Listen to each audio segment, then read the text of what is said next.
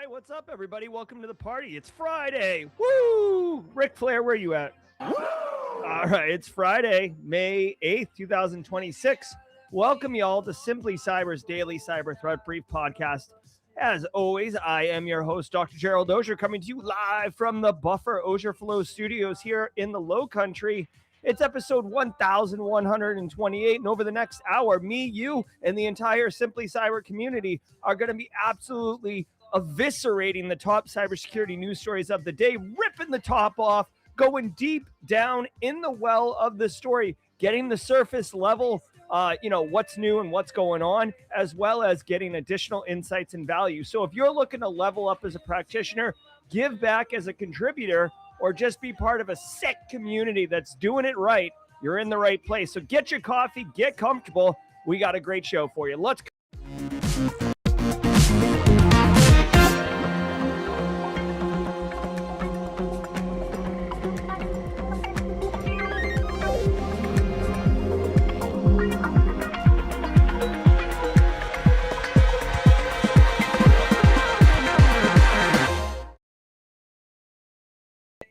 All right. Yes.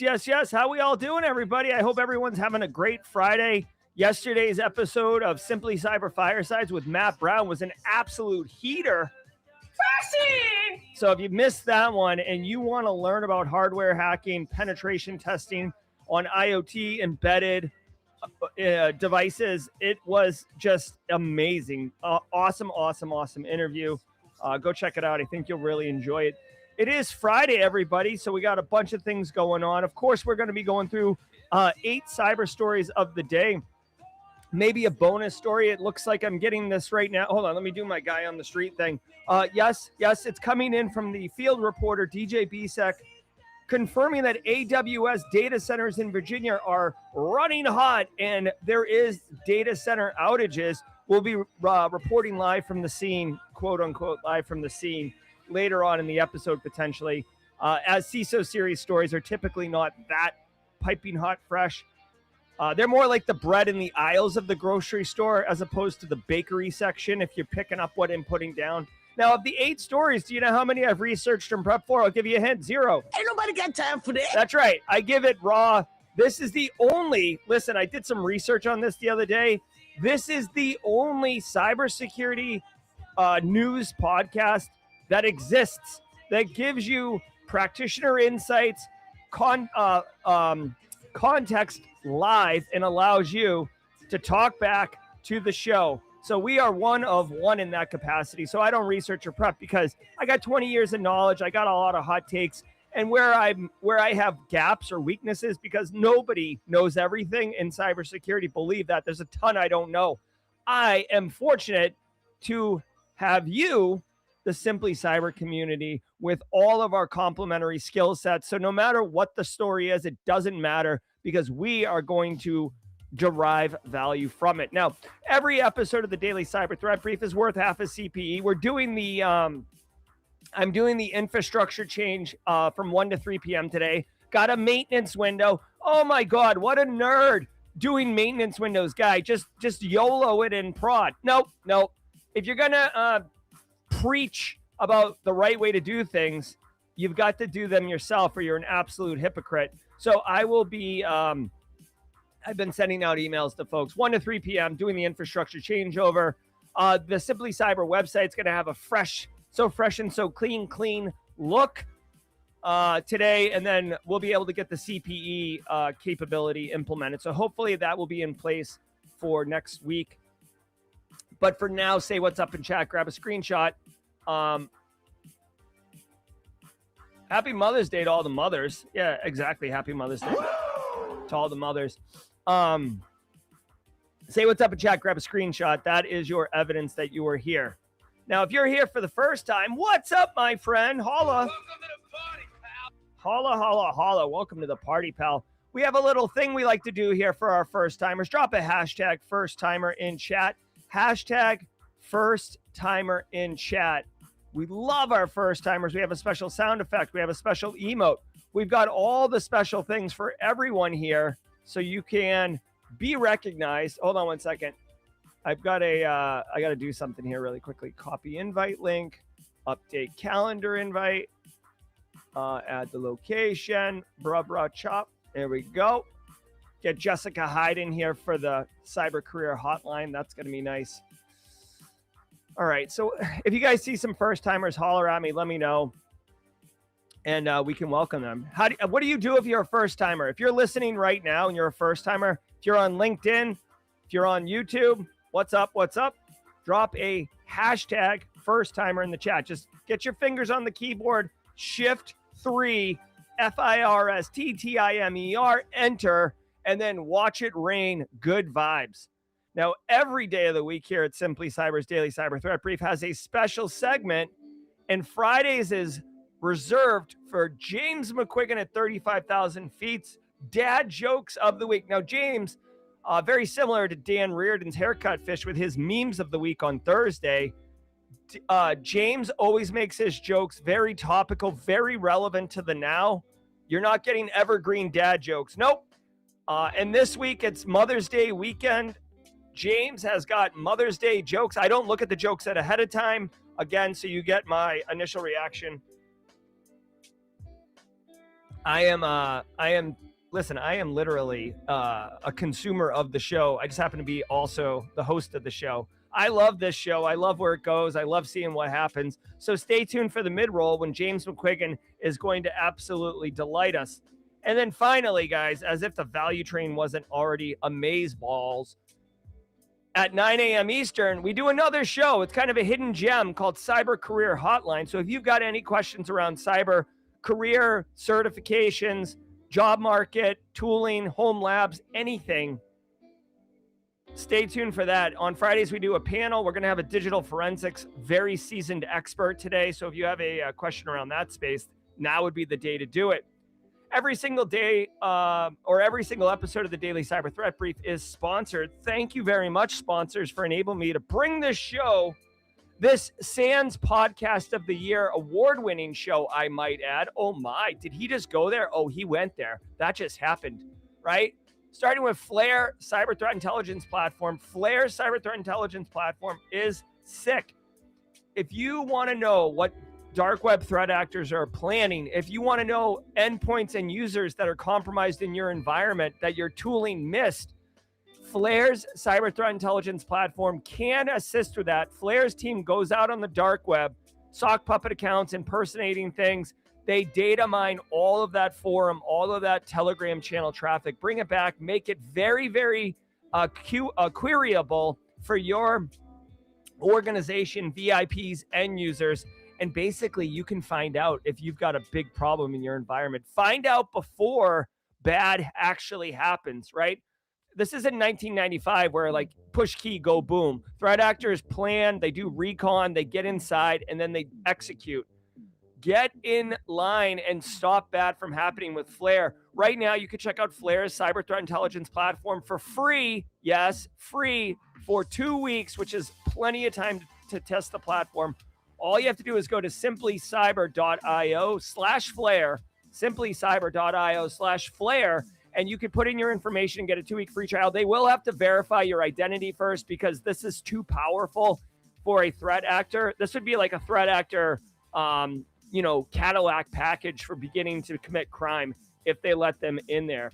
I also want to say holler to Anti-Siphon Training. Anti-Siphon Training disrupting the, we got some 4 years. Holy crap, not only IT, 4-year membership. My guy. We just become best friends. Yep. Happy Friday. Thanks for 4 years of info and learning. Hope everyone's well. Happy Mother's Day to all of us. Glum Hippo with a $7.11 super chat. Thank you, Glum Hippo, as always.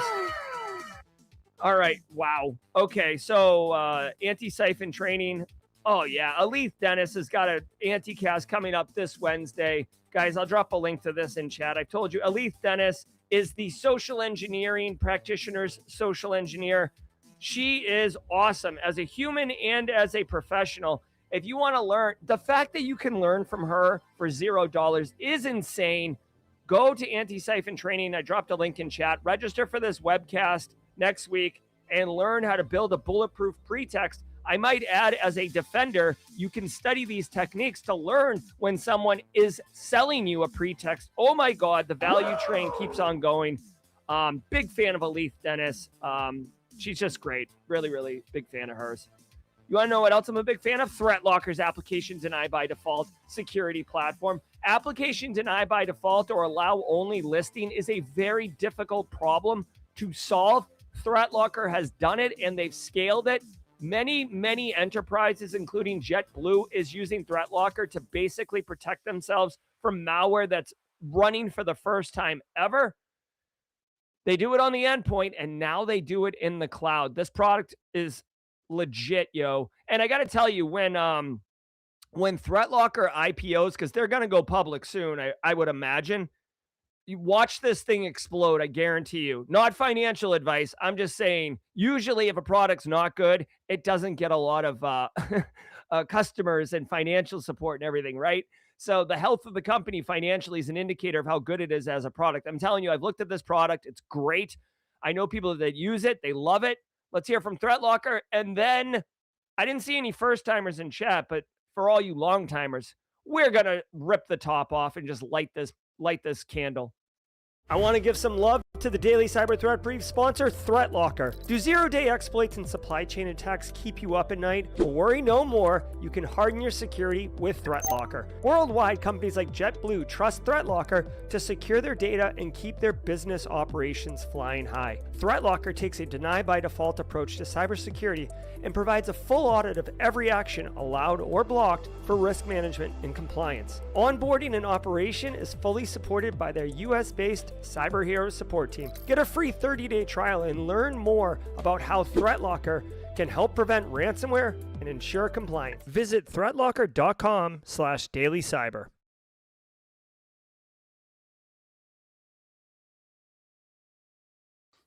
All right, my friends, it's that time. Do me a favor. Not only IT, sit back. Brexy, relax. Glum hippo. Let the cool sounds of the hot news wash over you in an awesome wave. I'll see you guys at the mid-roll. Let's go. From the CISO series, it's Cybersecurity Headlines. These are the cybersecurity headlines for Friday, May 8th, 2026. I'm Steve Prentice. Pan OS RCE exploit under active use, enabling root access and espionage. This is a recently disclosed CVE-numbered flaw that researchers at Palo Alto Networks are warning may have been exploited by threat actors, if only unsuccessfully for the time being. The bug carries the new dual CVSS score of 9.3 and 8.7 and is a, quote, buffer overflow vulnerability in the user ID authentication portal service of Palo Alto Networks Pan OS software, end quote. Fixes are expected to be released May 13th, and customers are advised to secure access to the Pan OS user ID authentication portal by restricting access to trusted zones or by disabling it entirely if it is not used. The company also said it was likely a state-sponsored threat group behind all of this, stopping short of naming a country, but indications tend to point towards Chinese origin. Polish intelligence says hackers attacked water treatment control systems. Stop. Okay, so Pan OS. Palo Alto is a super uber enterprise grade legit networking solutions company. They have a bunch of solutions. They even have a MDR service. You may have heard of Unit 42. We have some Simply Cyber community members that are up in there. Very legit. Now, when you are an enterprise grade company, you have lots of employees, you have lots of software in your technology stacks, and occasionally bugs can happen. Now, this is a pretty gnarly one because, first of all, it is being actively exploited in the wild. Anytime you hear active exploitation, your head should come up, right? Like, hold on, let me do this one. Yeah, I know we covered this yesterday. DJ Bisek, our bleeding edge reporter at the breaking news desk, broke this yesterday.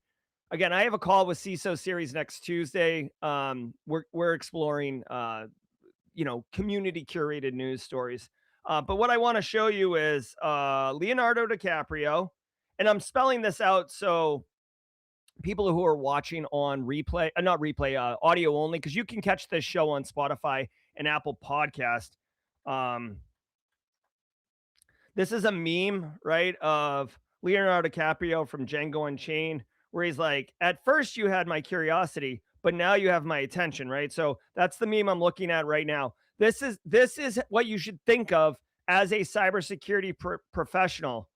All right. When you hear vulnerability, you have my curiosity. When you hear that it's being actively exploited, now you have my attention. This meme is like how you should think about these things. Remember, vulnerability is like leaving your car unlocked.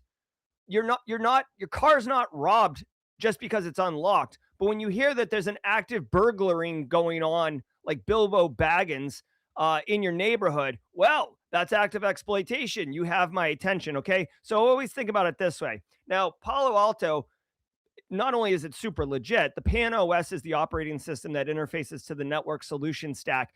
Most people are using Palo Alto for enterprise grade network infrastructure like firewalls, VPN concentrators, WAN backbones and stuff like that. So pretty important network technology, pretty important critical infrastructure for an enterprise. So when you get root access on it, that is not good. And when you have a nation state allegedly like China doing it, China's got the resources, the know-how, and all the time in the world to exploit this. So what does that mean?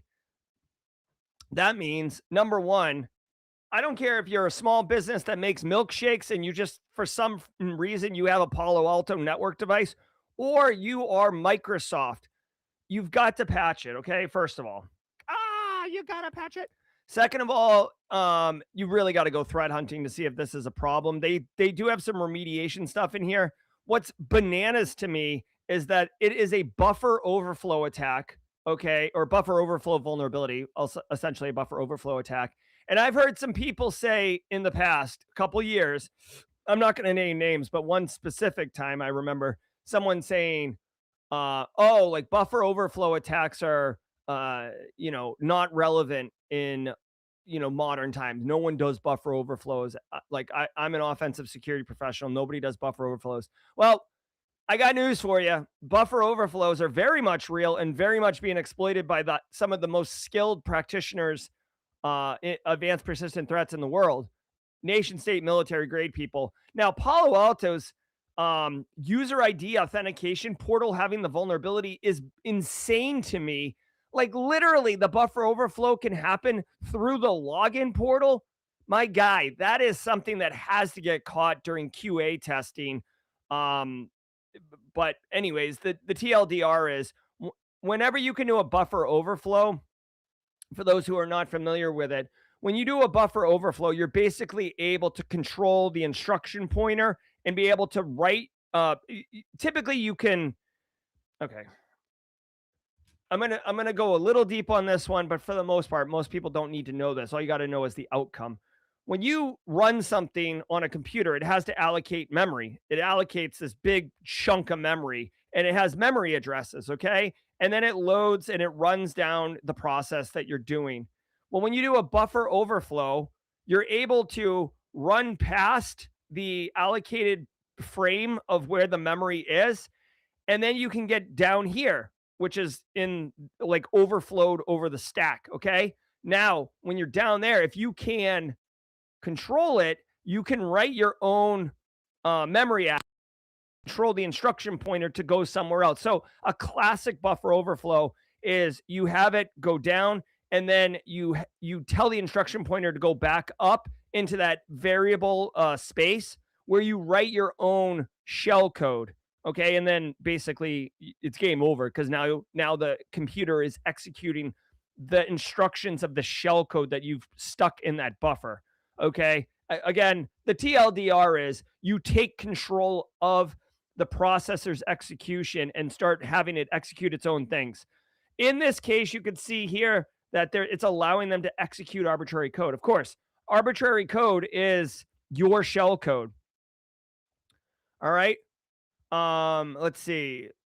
By the way, modern like operating systems, because it's an operating system thing. You're controlling the flow at that point. Modern operating systems have come up with defensive mechanisms around this. If you want to get into the weeds on it really quickly, just for additional insights and for students who are like super into this stuff, the original one was DEP, data execution protection, and ASLR, which I forget what that acronym stands for, but it's like address layout randomization. I forget what the S stands for, but basically the preloaded Windows functions getting randomly allocated into memory. That way they weren't known, so a threat actor couldn't just point to that function, Windows function.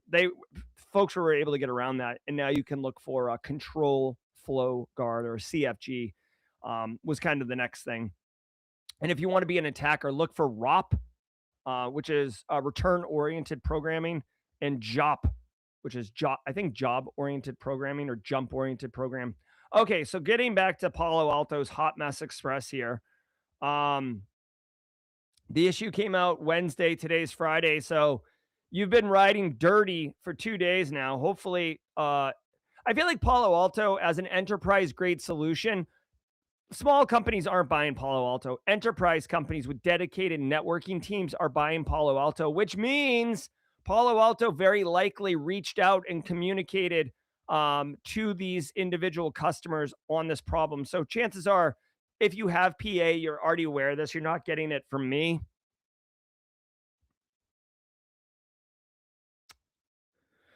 They've seen unsuccessful exploitations since April 9th, which is a month ago. Gross.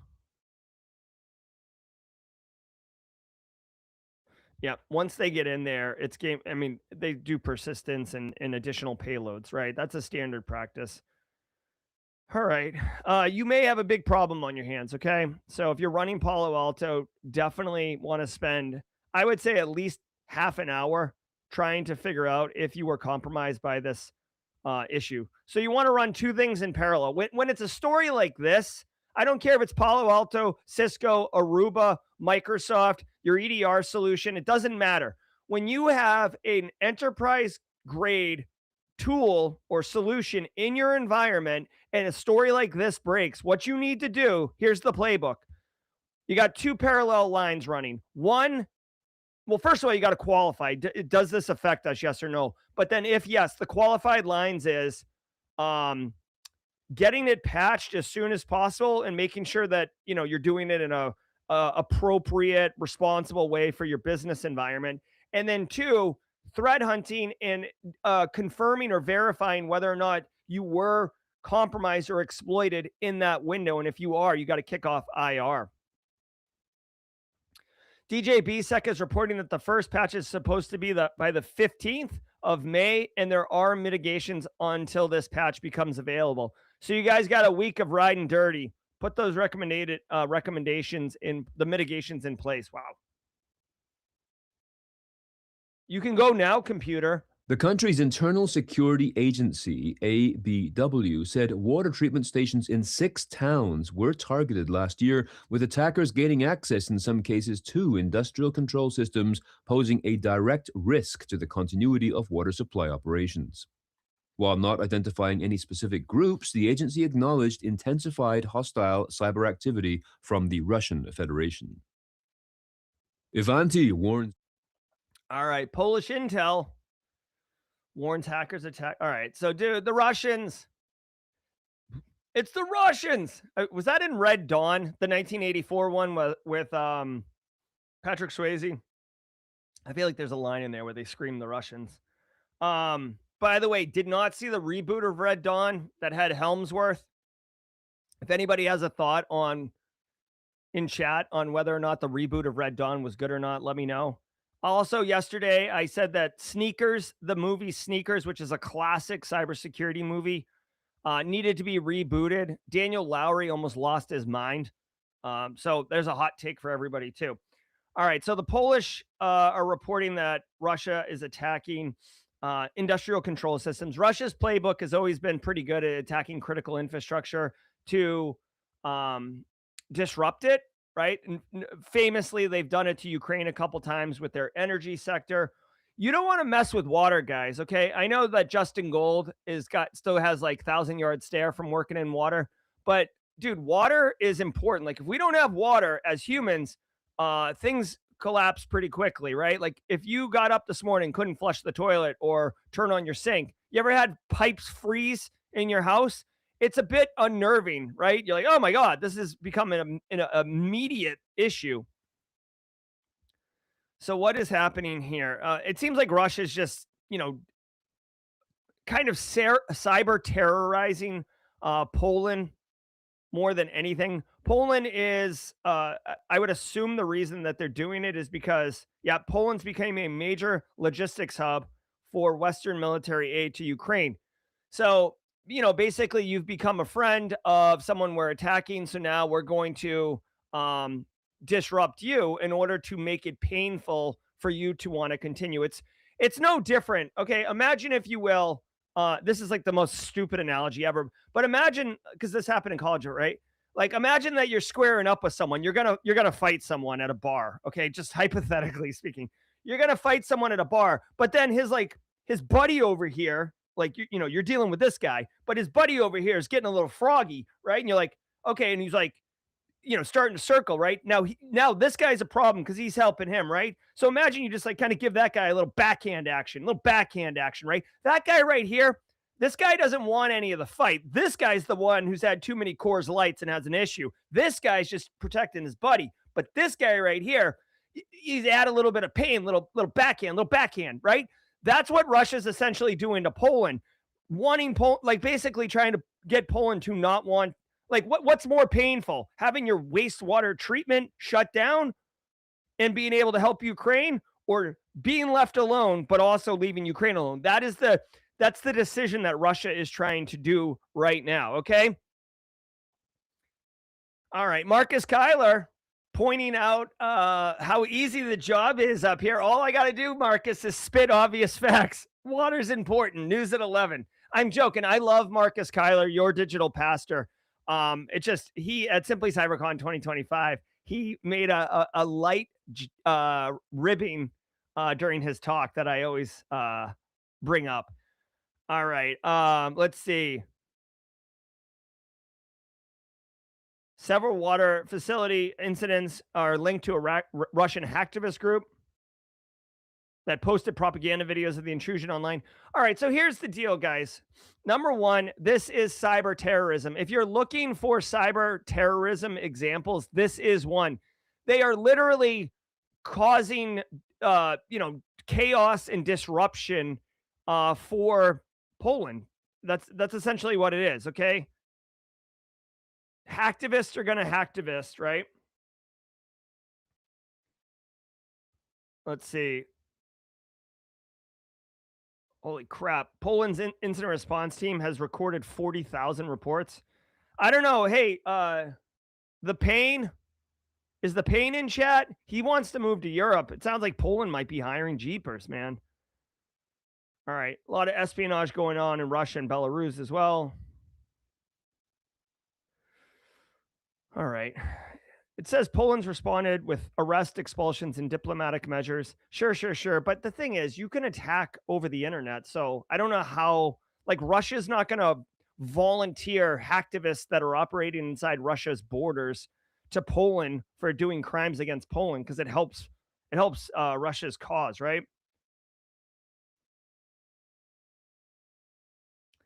All right. So this is the story. The TLDR here for everyone is that, critical infrastructure is brittle. A lot of critical infrastructure is brittle.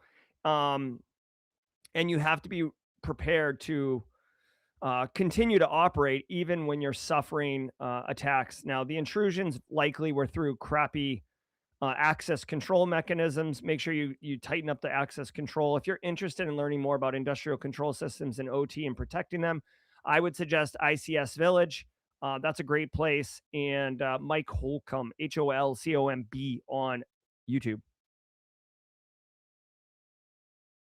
Bro. Of new EPMM flaw exploited in zero-day attacks. Ivanti issued a warning to customers yesterday to patch a high-severity remote code execution vulnerability in Endpoint Manager Mobile, that is EPMM, which is being exploited in zero-day attacks. This CVE-numbered flaw stems from an improper input validation weakness that allows remote attackers with administrative privileges to execute arbitrary code on targeted systems running EPMM 12.8.00 and earlier. Ivanti is advising customers to review accounts with admin rights and rotate credentials where necessary. Internet security watchdog Shadow Server currently tracks over 850 IP addresses with Ivanti EPMM fingerprints exposed online, most of them from Europe and North America. All right. So Ivanti's had its turn in the barrel last year. If you remember, Ivanti's policy orchestrator and their VPN solution got slammed. I've worked at an environment that had Ivanti for its endpoint management solution. It's, to me, Ivanti, if you've never heard of it, it's basically like a middle tier enterprise grade like IT centralized management solution thing. It can do software inventory, it can do endpoint management and stuff like that. And obviously, they have other solutions that plug into their stack. Now, this particular one is Endpoint Manager Mobile. So this would be like your Intune, if you will, comparable. That is, I would assume, allows you to manage where devices are, enrolling devices, profile, not profile testing, but what's the term when oh my god, I can't even think of it right now, but there's a concept that is pretty popular where like if the device doesn't comply with minimum standards, um like profile verification, you don't allow it on network segments, or you don't allow it to access certain resources. Anyways, with a high severity RCE out there, super not good. As they said in the story, you can find these endpoint manager mobile servers using Shodan, right? Like you can find these and then exploit them. Now, you have to be able to not just find it, but then execute the exploit, right? So, how is it exploited? That would be the next question.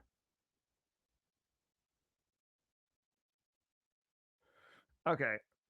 First of all, this CVE's got to have a low value. Oh my god, come on, man. I'm gonna use DJ BSEC's EPSS tool really quickly. Unexpected response from API. All right, DJ BSEC, I've got a fringe case, buddy. Not working here, but it requires the attacker to already have administrative privileges. Okay.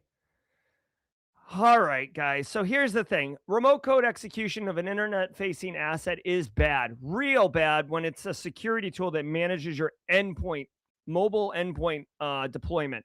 However, you have to have admin privileges, which means either A, you have to chain this together with another exploitable vulnerability, or you have to fish admin creds from a user in the environment, which I just want to point out, if I have administrative credentials already, I kind of own that thing already.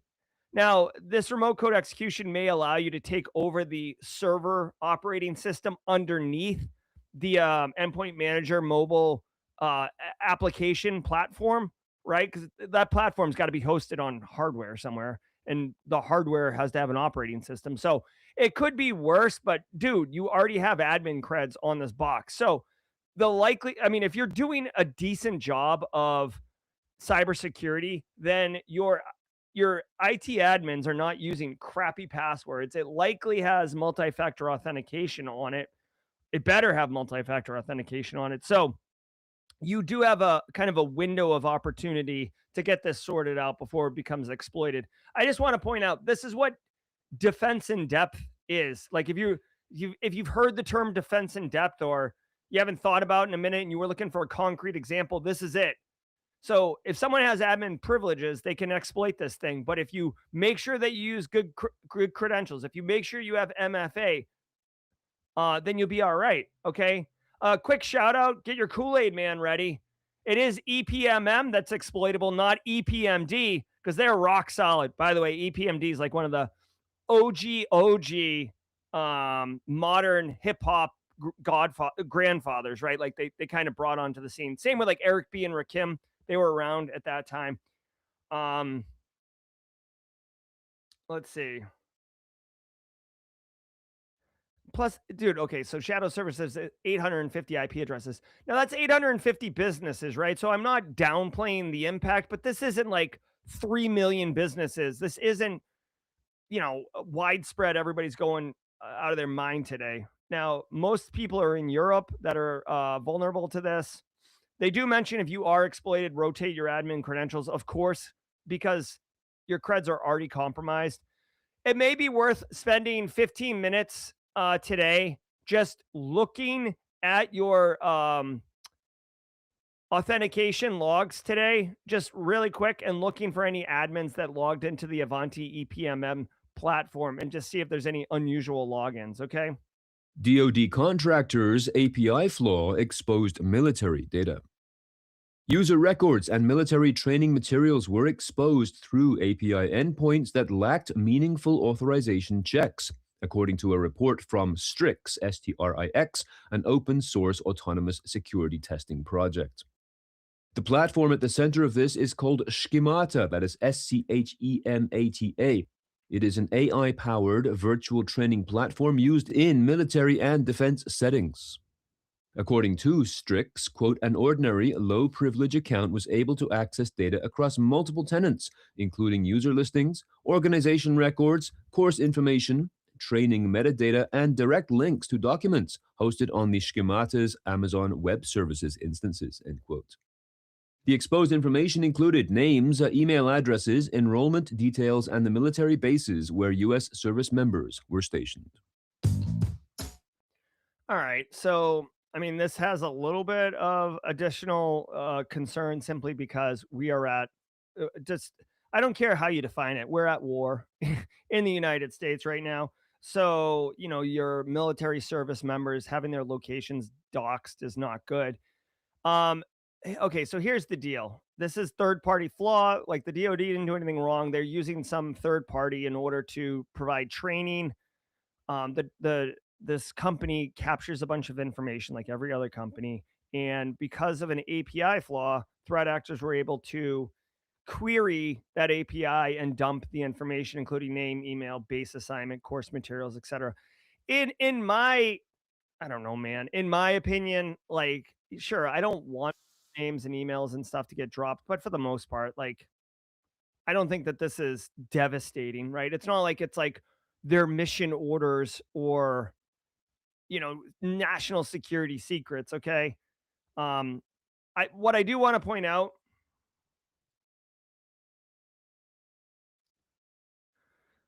I do want to point out that a low privileged account was able to access this data across multiple tenants. It was in AWS. Now, whether it was in AWS, Google Compute, Azure, it doesn't matter. The problem was that there was a improperly programmed API allowing basically you to bang on the API.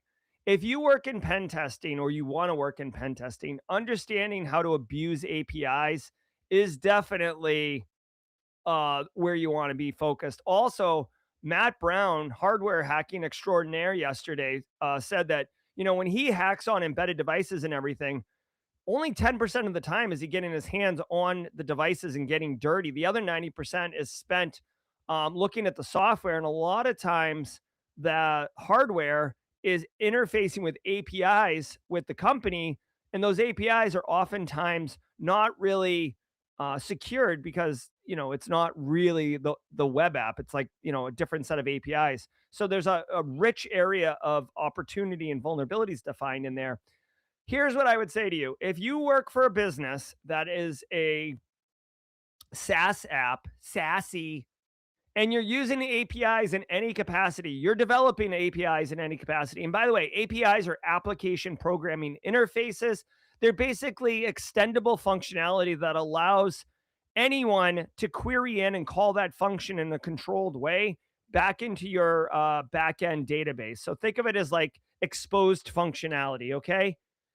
If you are making a solution like this, one of the best things that you could possibly do, and I know it's going to cost money, but one of the best things you can do is pen test those, hire a pen tester to do those API calls. I see people talking about the Canvas breach. We could talk about that before the show ends. We actually covered the Canvas breach a few days ago when it first broke. I know that the list of victims came out, but we did talk about that because it happened over the weekend, last weekend. And I teach at Citadel and we use Canvas. So we did cover it on Monday's show. All right. So TLDR, if you're doing APIs, get them pen tested. Thank you. Huge thanks to our sponsor, Vanta. Risk and regulation ramping up, and customers expect proof of security just to do business. Vanta's automation brings compliance, risk, and customer trust together on one AI-powered platform. So whether you're prepping for a SOC 2 or running an enterprise GRC program, Vanta keeps you secure and keeps your details moving. Learn more at vanta.com/CISO. That is VANTA.com/CISO.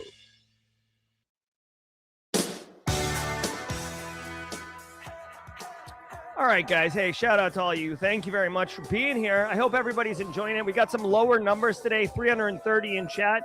For those who are here and made the time, thank you for being here. If you're catching on replay or you're over on LinkedIn, thanks for checking it out. Come on over to YouTube. The chat is lovely and the water is warm. If you're listening on audio, Spotify, Apple Podcasts, thanks for checking it out.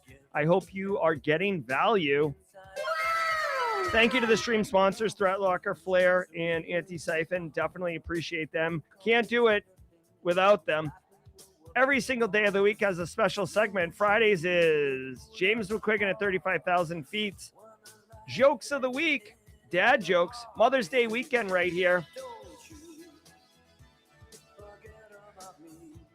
I don't read these in advance, okay? James says, it's Mother's Day this weekend. A very special happy Mother's Day out there. And here are some special mom-dad jokes. Mom-dad jokes, LOL. All right. Hey, what do you call a small mother? What do you call a small mother? James wants to know. On Mother's Day, my wife is on the shorter side.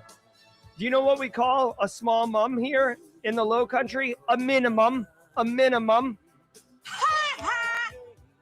What did the mommy spider say to the baby spider? You guys know this. Arachnids have their own naming convention.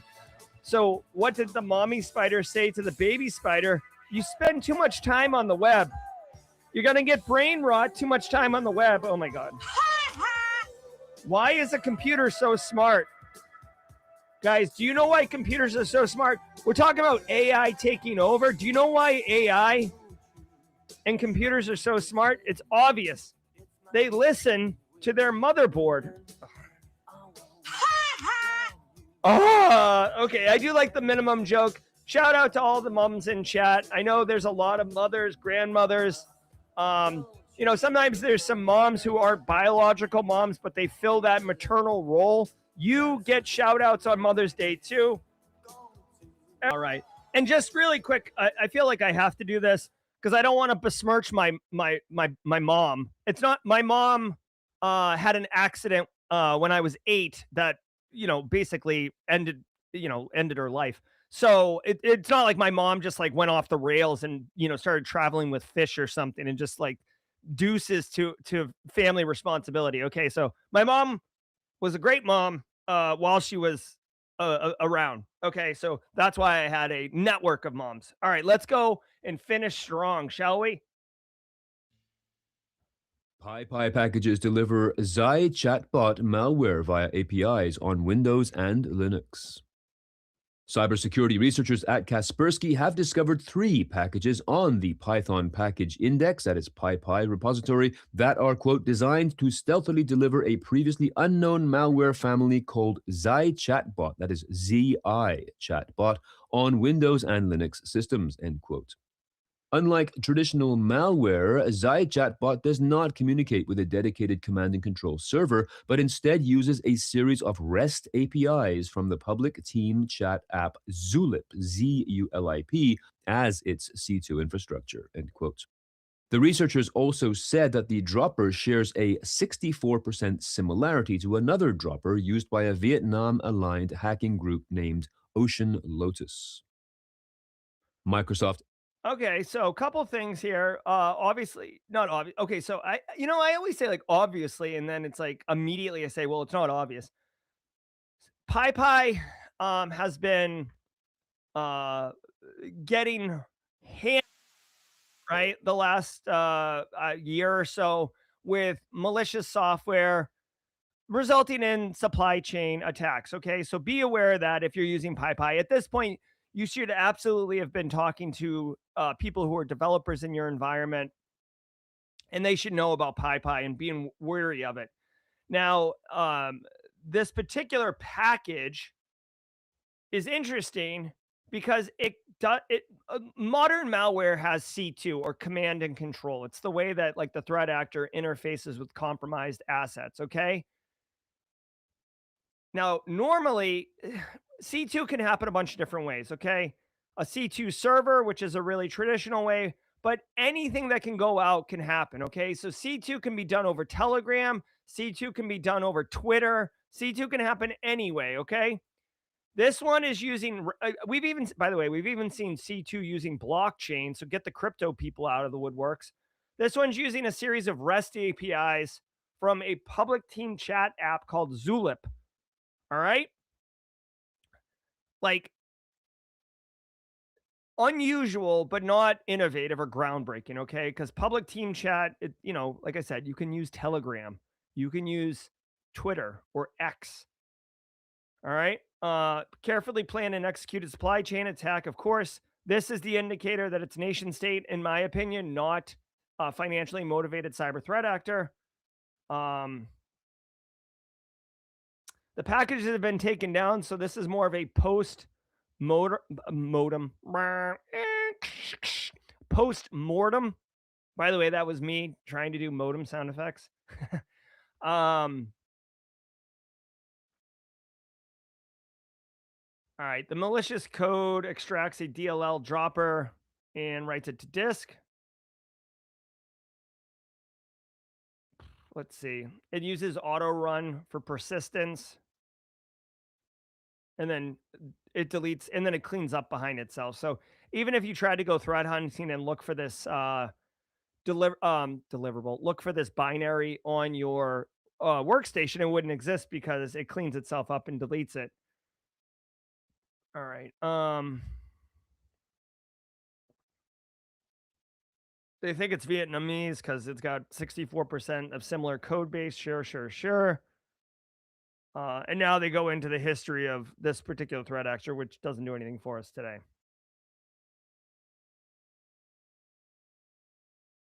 All right, so there's no indication on how this happens. Listen, the thing is with supply chain attacks, okay, it's a little bit of spray and pray, right? You don't know who's going to download the packages. Now, of course, if you're targeting crypto software, there's a good chance it's people doing crypto. So you can kind of like increase your chances and likelihood of getting someone, but you can't guarantee someone's going to use your software necessarily that gets compromised. So Ocean Lotus, it's their thing, whatever they're doing. All I would say is you got to be careful of open source software. And hey, here is something important. I took this from my conversation with Matt Brown yesterday. 2 things. One, when you talk to your developers, sure, if they're going to be doing something new and they look at a PyPI repo before they implement it, good to go. But keep in mind, a threat actor can update software with malicious. It could be super clean, super good, super useful, super not malicious for months. And then the threat actor adds malicious functionality. And when you do update, it pulls down that additional functionality. So don't think that just because you reviewed the code before you implemented it initially means that it's good to go forever. It can be compromised later on. So keep that in mind. Edge loads stored passwords in clear text, says researcher. According to Norwegian security researcher Tom Joran Sonstebysæter running, Microsoft's Edge internet browser will, quote, load saved passwords into memory in plain text even when they are not being used, end quote. This is due to the fact that, quote, when a user saves passwords in Microsoft Edge, the browser decrypts each credential at startup, storing them in process memory, even when users visit sites that do not require those credentials. Yet, the browser will prompt users to re-authenticate before showing the same passwords in Password Manager UI, even though the process already stores them in clear text, end quote. Running pointed out in a blog post, if an attacker gains administrative access on a terminal server, they can access the memory of all logged-on user processes. When Running reported this behavior to Microsoft, he was told this behavior was by design. Okay, so this feature is not a bug. All right, guys, the only thing I use Microsoft Edge for is to download Google Chrome, period, full stop. I do not recommend, and we've got Jessica Hyde, who's going to be joining us on Cyber Career Hotline, who's a digital forensics expert, who can give additional insights and probably validate what I'm about to say. Never, as a policy, never save your passwords in the browser. I know that it's come a long way and it's a little bit more secure, but like use a password vault, use a solution that's dedicated for it. I think that saving your passwords in the browser just introduces risk. Now, again, we're going to ask Jessica about that. But this right here is proof positive that it's gross, dude. You shouldn't be saving sensitive secrets in clear text. And Microsoft Edge is like basically hold my beer. I've got this without any insight to the user. It's not like, hey, you don't get a pop-up that's like, hey, Microsoft Edge would like to really insecurely store your sensitive information. Are you cool with that? Yes or no on the pop-up. It's almost like if there was a pop, it would say like, okay or yes. Like those are your two choices, like WTF. So shout out to this researcher, by the way. Not only shout out to the researcher, but his name is awesome. Tom Joran Sonstebysæter Ronan. This that's a triple word score on my Scrabble board. If you're interested, this is probably repeatable. So if you wanted to get into a little bit of research, do a blog post on it, make a little video showing the decryption or the grabbing of the clear text password, good to go. Microsoft says this is a feature, not a bug, which basically that translates to we're not going to fix it. Just add that into your mental model too if you're not if you're newer to industry or whatever. When it says it's a feature, not a bug, that means things will remain the same until further notice. All right. Obviously, passwords getting popped are not good. This is why defense in depth is critical. What kind of defense in depth would we do here? All the GRC mafia people unite. We're holding hands across America. GRC people, don't reuse passwords. Number one. So if they do get your Microsoft Edge clear text password dump, those passwords only work for your, Simply Cyber Academy login and your Hexordia Academy login and your Google Mail, which it wouldn't be great, but single serving passwords means that the exposure isn't as high. Multi-factor authentication. Oh, I do declare the vapors. My man is talking about multi-factor authentication. Yes, if they get your password, they still can't log in without additional factor. So you get some awareness that, hey, you've just logged in, but you haven't been able to verify through second factor, which is an indicator that you've got your creds compromised. Defense in depth, guys. Period. Full stop. Let's go. Computer. Come on. New PCPJack worm steals credentials, cleans team PCP infections.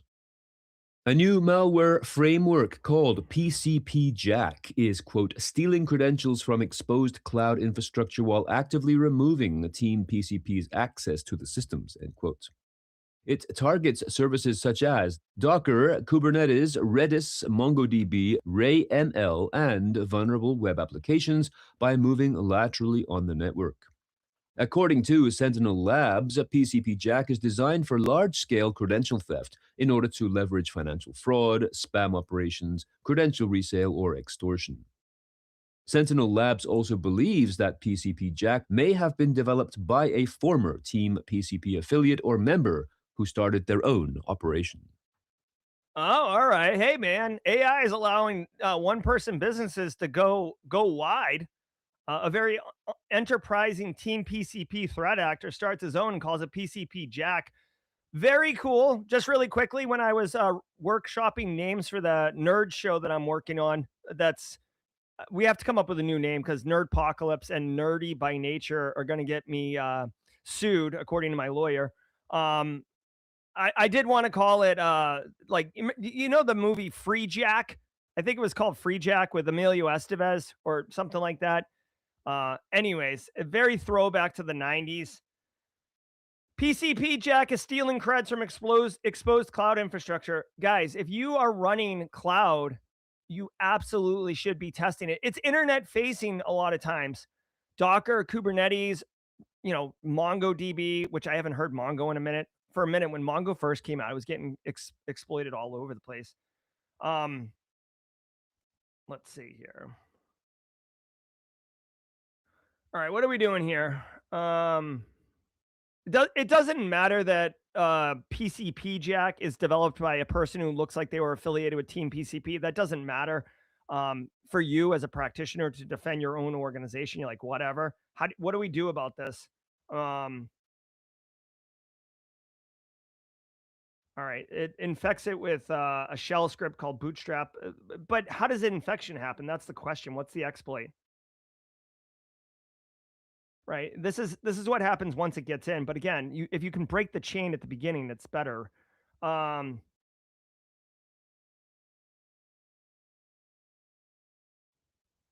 right. I'm not quite sure, mods, if you can see it in here on how initial infection happens. But one quick thing to note that's really interesting is when it initially gets in, the PCPJack initially gets in, it looks to see if Team PCP's already exploited this device and then deletes the Team PCP tooling.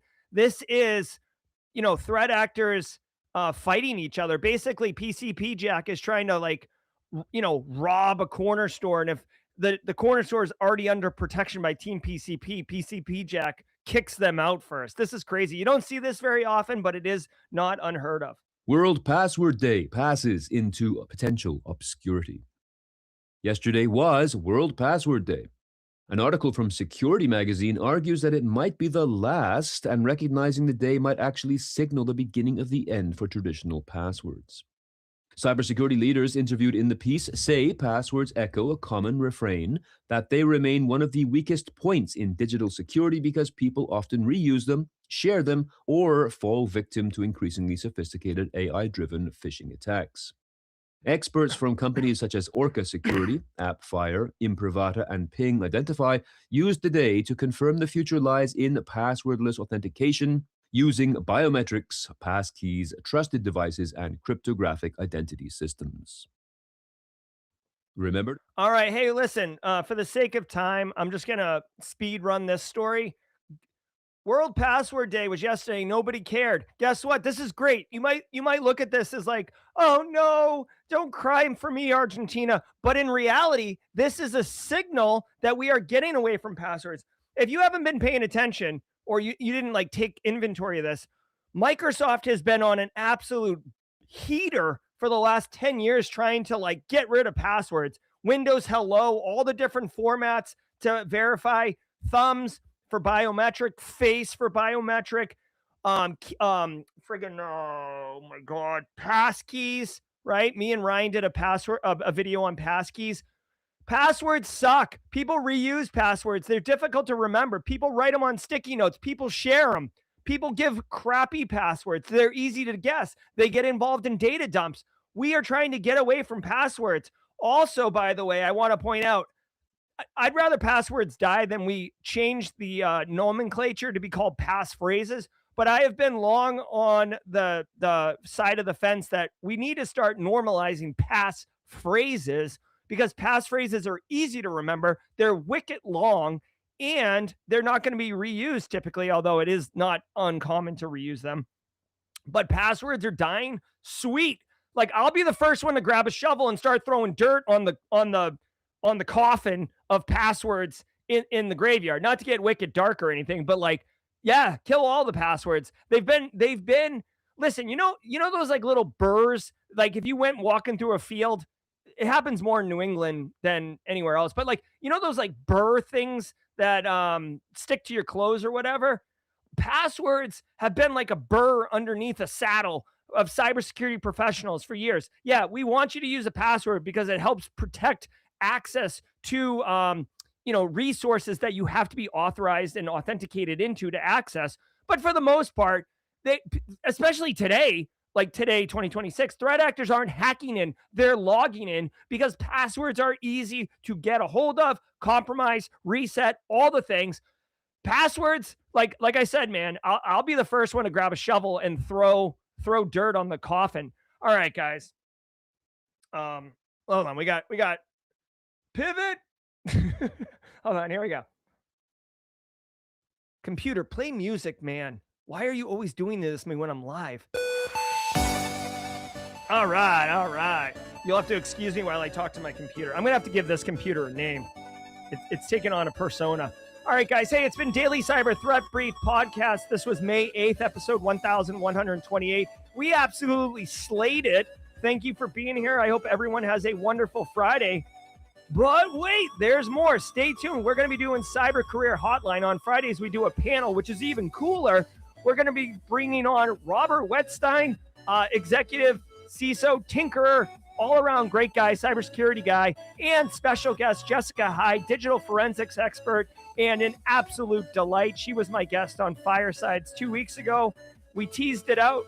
No. She was my guest on Simply Cyber Skill Streams on Tuesday. That's right. Anyways, we've got a banger of a show ready for you, so don't go anywhere. We're going to be coming in hot. Let's go. I'm Dr. Gerald Auger. This is the Cyber Career Hotline. If you're building a career in cybersecurity, this show is for you. Let's get into it. All right, everybody. Welcome to Cyber Career Hotline. Hold on one second. I can't believe I came out naked. All right, everybody. What's up? Welcome to Cyber Career Hotline. I'm your host, Jerry Guy, coming hot off the heels of the Daily Cyber Threat Brief, hosted by that nerd, Dr. Gerald Auger. Oh, my God. Can you calm down about World Password Day, you nerd? All right, for real, though. I've got a banger of a panel lined up for you. Let's get them in here so we can get those questions. If you have questions, put them in chat with a Q so we know that they are for the panelists. First, we're going to bring on regular panelist, Robert Wettstein. Hey, Robert, how you doing, bud? Hey, Jerry, I'm good. How about yourself, brother? Doing great. And then big fan of I'm a big fan of her work. You guys know her. She's amazing, and she's a friend of mine, Jessica Hyde. Jessica, come on in here. Get on the stage. Hey. How are you? Great. Great. Jessica, some of us know you, but not all of us in chat. So can you just give us 30 seconds on like what your area of expertise is so the questions can be focused for you? Yeah, rock on. I specialize in digital forensics. I spend most of my time in mobile and IoT, both acquisition and analysis, expert witness testimony, all that good fun stuff. There you go. So she is the digital forensics expert and a U.S. Marine. Yeah. How do you identify? Because if you say former Marine, no. Marine Corps veteran. Marine Corps veteran. Okay, a Marine Corps veteran. Okay. Mm-hmm. So I do love it. Happy Mother's Day, Jessica. I know you are a mom also. True. Many hats, right? We all wear many hats. Yeah. So Jessica, let me kind of kick off the questions. I teased this. I know you were in the back room while I was doing it. Microsoft Edge is making passwords in clear text. In 2026, how easy is it to rip passwords out of browser password managers? I mean, when I'm doing a forensics exam, I love when people use it. Because it gives me all the other access, right? And password reuse winds up being a major thing too, right? So a lot of times something that I'll do is I'll go into a computer that maybe is easier to get into, rip passwords, and then create a dictionary to attack a phone to get into a locked phone. So, you know, I love it when people do it because it makes my job easier. But yeah, you're making yourself less secure. All right, there you go. So thank you for validating something that I've been preaching for forever. 100%. And all the browsers at the end of the day, if I've already acquired your computer, and a lot of times people are using their same browsers and their same logins on their work systems. So their work systems we might be getting via the employer. We can pull all those in clear text once we have that. And then now I've got a dictionary attack for all your private stuff. And especially if you're just using a mutation of the same password, right? That's super easy. You know, even open source, use Jack the Ripper or something.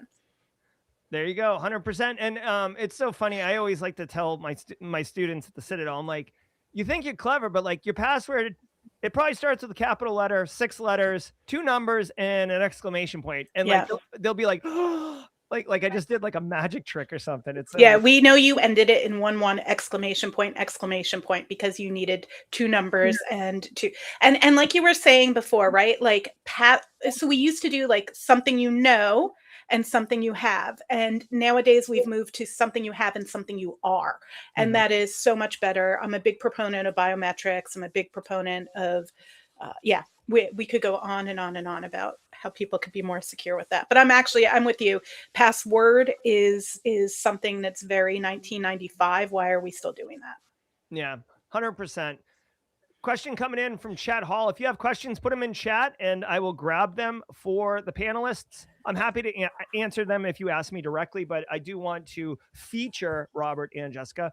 So Chat Hall says, do you ever get into CMMC? I'm in the space as a SOC analyst and it's growing like crazy. So for those who don't know, CMMC, I forget what it stands for. It's an acronym that's used in multiple ways, but what Chet is specifically speaking about is in the United States, the defense industrial base is now being required to comply with CMMC, which is a minimum set of security controls before you can bid on government Department of Defense contracts. And it's basically a way to ensure that like people doing business with the DoD have minimum security, because it's way easier to attack Carl's consulting firm than it is to attack the NSA. Can I give some feedback on that as a government contractor who has to deal with this? Perfect. If you don't mind. Yeah. So one of the issues is non-gown. So CMMC level 1 and CMMC level 2, you can self-certify by doing a self-audit. CMMC level 2, there's a second version called 3PAO, and that is being required by certain Department of Defense, Department of War, whatever terms you're using, by a certain date in this year. And the problem is there are not enough companies that can actually do the certifications for the number of businesses that need it. So if you want to talk about why this is growing like crazy, there just literally aren't enough bodies that can perform the C3PAO certifications. And so there was this thought initially, well, that then you could sub under a prime who you could be level 2 self-audited, and then the prime could be C3PAO. So let the bigs pay all the money and get it. And the estimates I'm seeing are about $50K even for a company my size to do a C3PAO audit. And you can't get on the calendar quick enough to get it done in time. So it's a big mess. Yes. It's a super big mess. And it's a lot of pay to play. Yes. Unfortunately, which was part of the This is CMMC 2.0. There was a 1.0. Yes, there was a 1.0. It was rife with alleged corruption. So 2.0 was supposed to be the way to fix it, but it's still the same problem. So I've been telling people, Jessica, this I love being fact checked because I want to make sure I'm saying real information. For GRC people, I said there's a huge area for CMMC because you can't do the audit, but there's a thing called readiness assessment where you get hired to come in and help people get up to speed for 100% huge field right now. I know so many other contracting businesses, because when you're a small contracting company, you work with other smalls and you team together to actually make a proposal. And this is all we're talking about, is looking at this contract and what's the requirement date to be C3PAO compliant on that proposal. So yeah, huge opportunity for people to get into that work from a GRC perspective.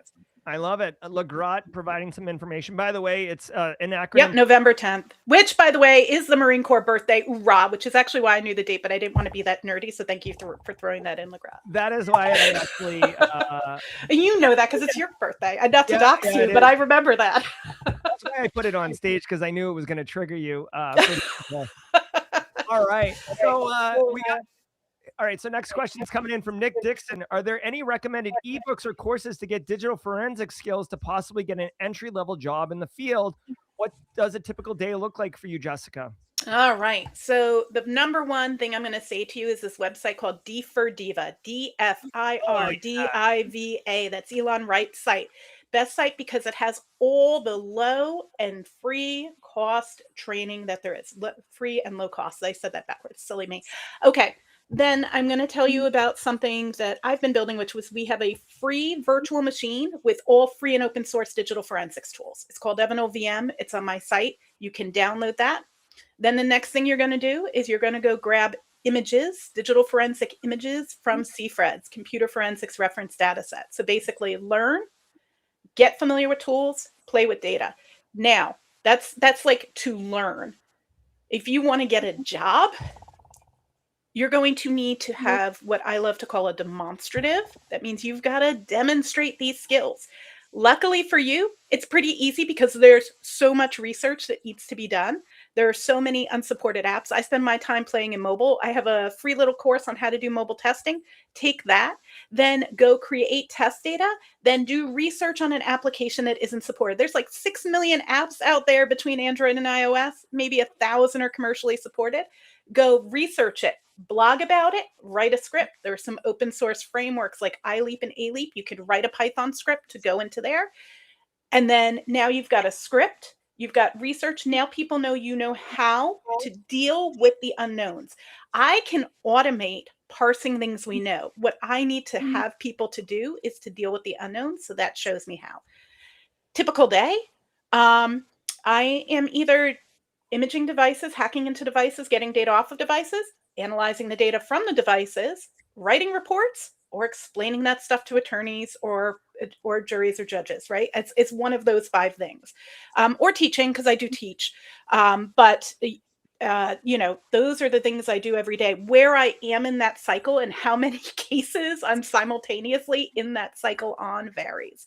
Right after this, I actually have a call with the client because we're assessing the case, right? So do intake calls too, right? Yeah. It's not just digging in with FTK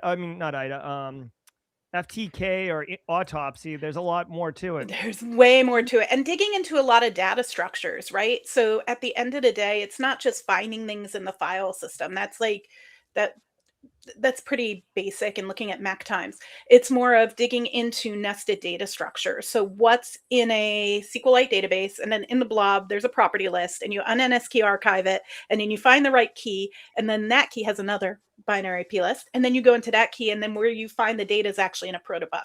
And so now you've got to write a script to go ahead and do that for all of the instances of the records you need to reconfigure that data and understand it. But then you have to do the most important part, which is test and prove you understand what made that trace to begin with. Because when we're doing forensics, none of that stuff was intentionally left for us. I hope that answers. There you go. So basically, you can't just ask Claude you can't just take the transcript of what Jessica just said and put it in Claude and then go to the beach. You do have to do some validation and do that. Robert just DM'd me and said he's really enjoying listening to Jessica talk. I also am enjoying. I want to hear what this. Robert has to say. Don't you? I mean, I can talk forensics too. I did that during my incident response investigations. Yes. I will say one part that I want to kind of discuss that wasn't really talked about was how many companies actually can afford a full-time defer. Like, it's not that many companies that have opportunities. And getting a job is, like you said, showing that you're an expert, putting out content, becoming the thought leader in that, where people are like, hey, did you see this research paper? Hey, that's where opportunities come from. And normally it'll be from a defer firm. It's not going to be like a company, because I don't see too many companies who can afford a digital forensic person full time. The Fortune 50 have internal defer. And beyond the Fortune 50, and the people who have those jobs, that's seen as like the secondary job. It's not a good job to have out the gate because you don't learn much. You only have your environment. If you can go and work for a firm, like I worked for EY earlier in my career, and that's great because you're on a different customer site every single week, right? You're handling somebody else's environment, somebody else's attacks, somebody else's problems, somebody else's insider threat or insider trading, because you can do all of these types of investigations. So, going to a provider, Mandiant, CrowdStrike, all of these firms, Palo Alto, Unit 42, right? All of these firms are who is providing. And then there's mid-level, smaller firms, more boutique firms, and you have the Aon Strasses. And so there's a lot of firms who are doing this work. And that's where you're actually going to learn the most. So that's probably the best place in the beginning. Yeah. I will say there is some burnout that happens because it's everybody. When you work in forensics, you only deal with people on their worst day.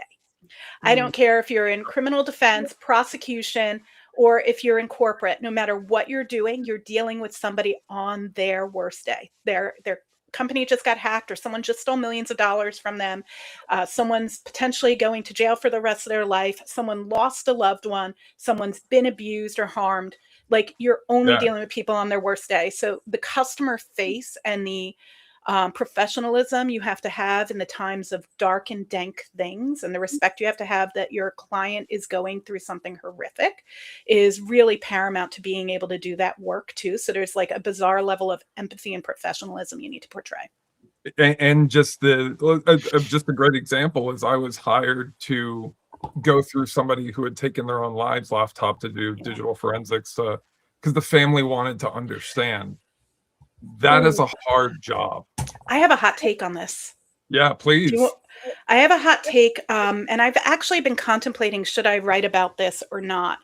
Something I get frequently asked to do is to access people's devices who have passed away to get their pictures. And, I think this goes to privacy, and maybe this is where my role in which, especially because of the work I do, that maybe I'm actually most privacy conscious. I believe in the rights of privacy of the deceased. And a lot of firms don't. They will go ahead and unlock those phones and provide those pictures and photographs. But I don't. Look, I look at devices for a living. I know how personal those devices are. I know that sometimes I know the owner better than they do, better than their spouse does, better than anyone, better than their parents, their children.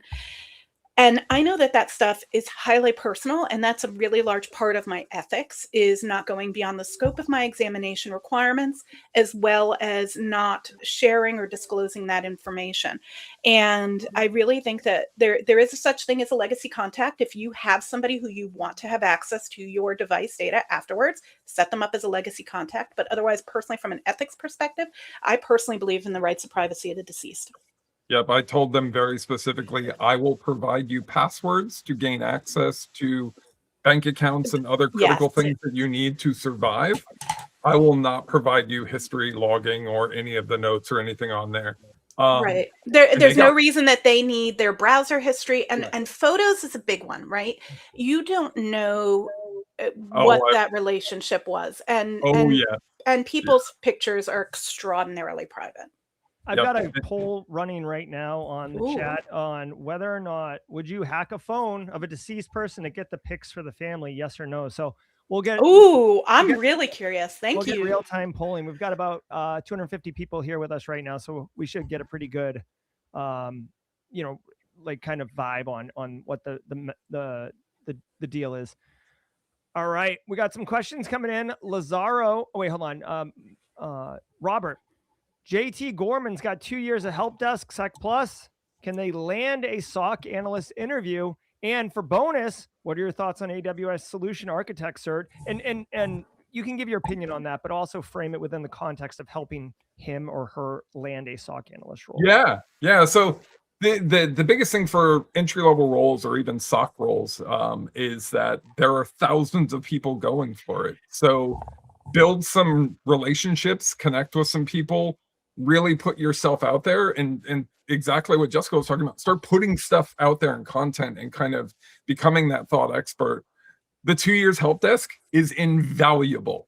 And I want everyone to understand that, because you learn soft skills, you learn empathy, you learn understanding, you learn patience.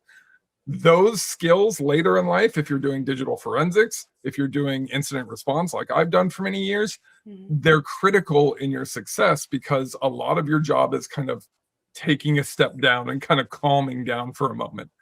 So as far as the AWS solutions architect cert, I think it's a great cert. There's a lot of knowledge you'll learn, a lot of great things that you'll learn.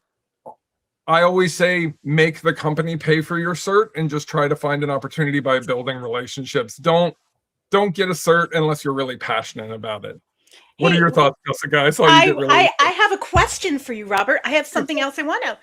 And it was because of the way you framed it, because do you consider a SOC analyst role an entry level position? Absolutely not. So this is really fascinating because people ask me if digital forensics is an entry level position. And I always say, no, start in the SOC, which is funny because now I feel like I have to tell them to go back 2 steps. Yeah, so it's not, the help desk is a great entry level role, but if you're looking for entry level role security, there is no entry level role security but SOC. It's as close as we get. It's as close as we get, right? Because is it actually entry level? Not at all. You need a ton of knowledge, a ton of understanding of network topology. You need to know how network traverses. You need to know what a good packet looks like, what data looks like. Those are things you're not going to just learn off the top of your head, unfortunately. Not to make people feel bad, but then it becomes the whole question: is cybersecurity even entry level? No, and then to be honest, addressing the other challenge, then you add in the layer of AI being able to do some of the basic things, and we're making it harder. We're not saying there's no hope. We're telling you the things you can do to break in, but it is. Sometimes I think people overthink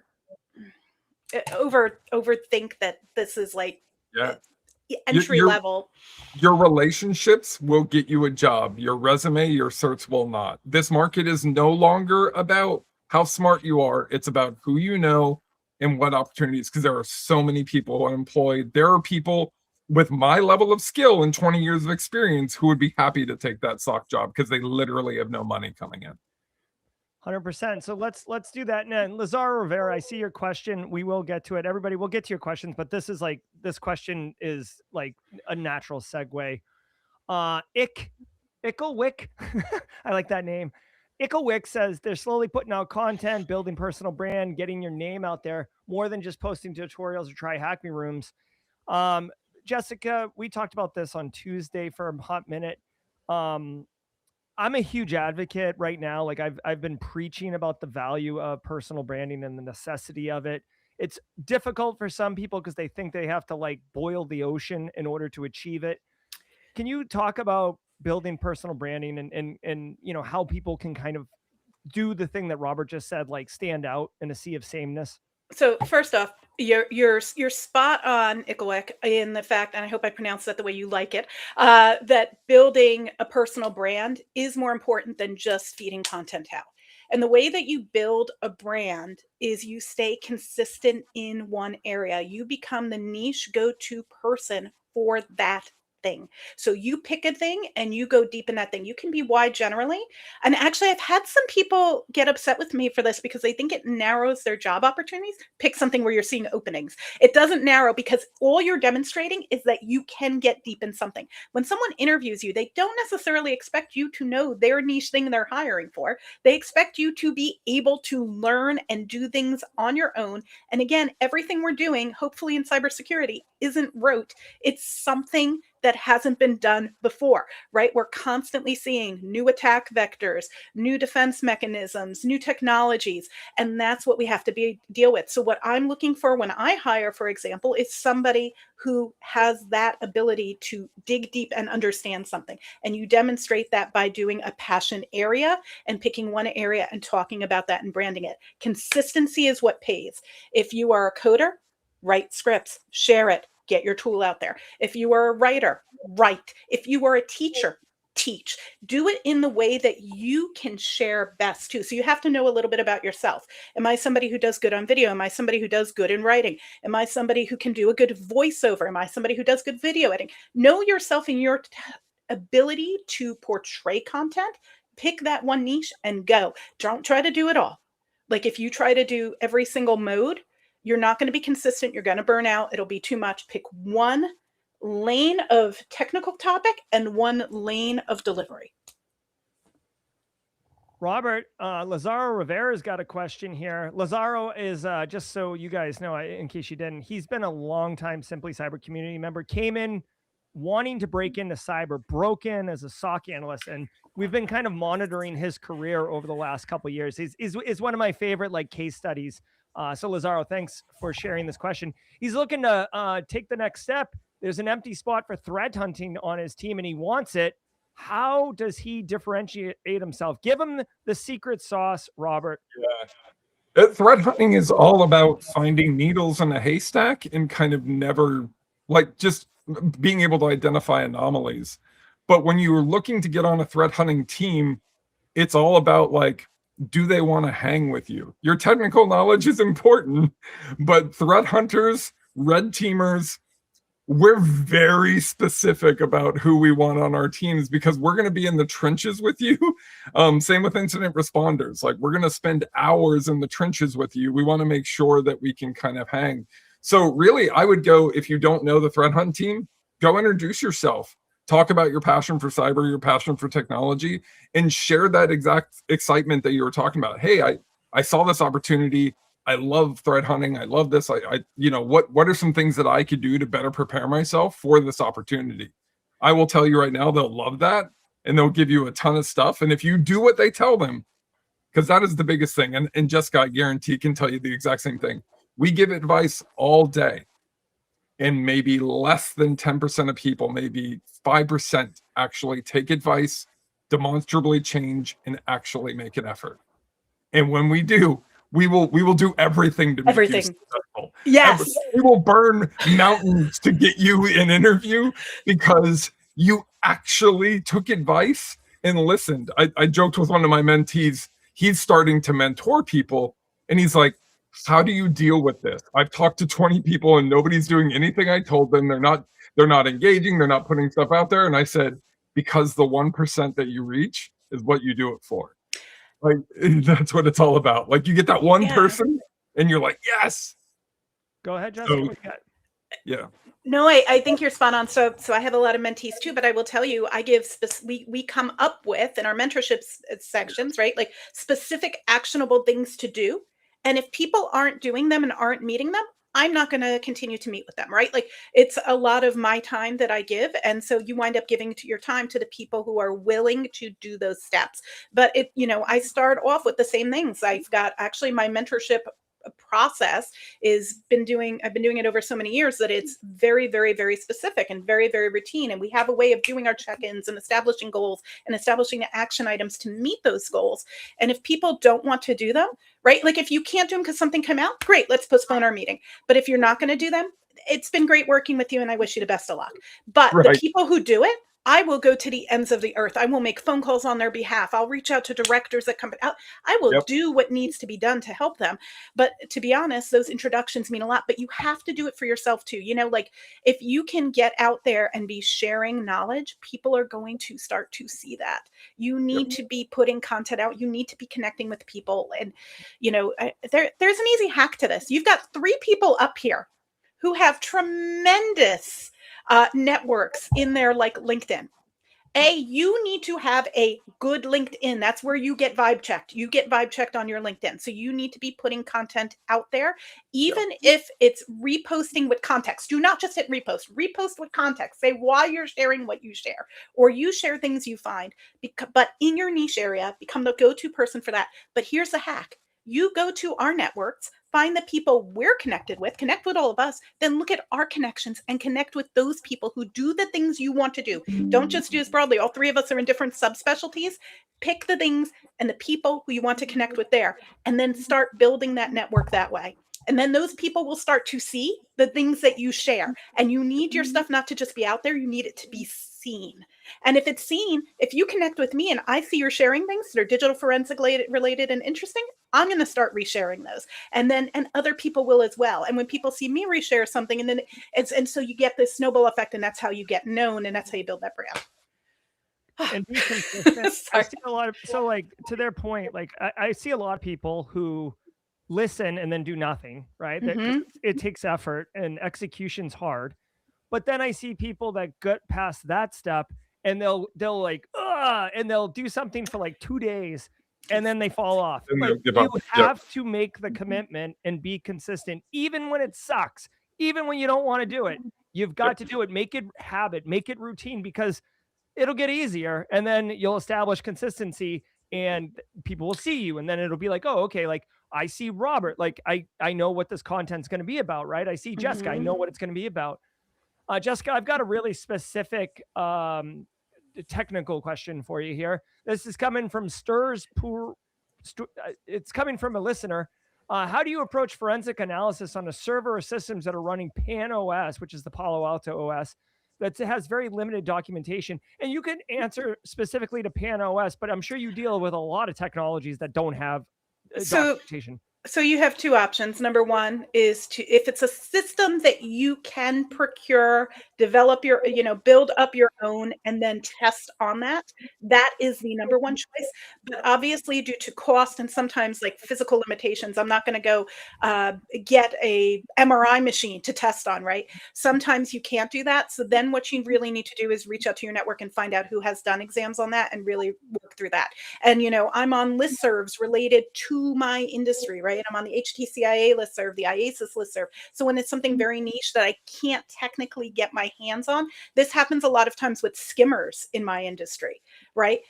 Credit card skimmers. If you get one in that hasn't been seen before, then you just ask, has anyone seen this model before, etc. So if it's something where you cannot procure a test device, but a test device and doing your own testing on it is the most important. And as somebody who does a lot of IoT forensics, sometimes it's a very consumer available device. Sometimes it's something I can't work on. And like when I worked, I spent a period of my career at the Terrorist Explosive Device Analytical Center. I couldn't just procure an IED, right?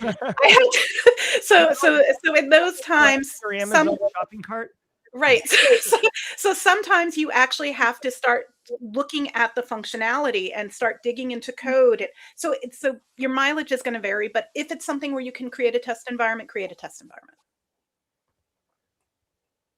Robert, Anna Banana wants to know, she wants to go to school, and we've established already in this call that entry-level positions, cyber is not entry-level in a lot of cases. So she wants to go to school. So where should she go? If she was your daughter, what would you recommend? IT or cyber degree? What do you think? Yeah, I would say generic kind of network IT. That's not going to go away anytime soon.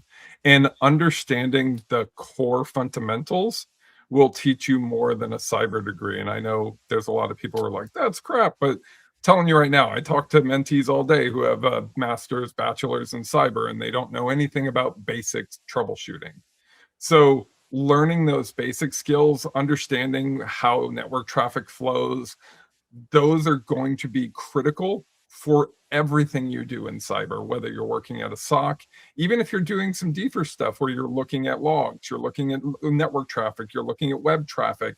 Understanding how things flow is critical, because if you say, well, it was definitely coming from this device, and they go, well, actually, it was redirected through this, that's not the right IP address, then you just got destroyed on the stand, right? So it's very important that you learn the fundamental skills, but go to school for something that you're passionate about, not because you think it's going to land you a job.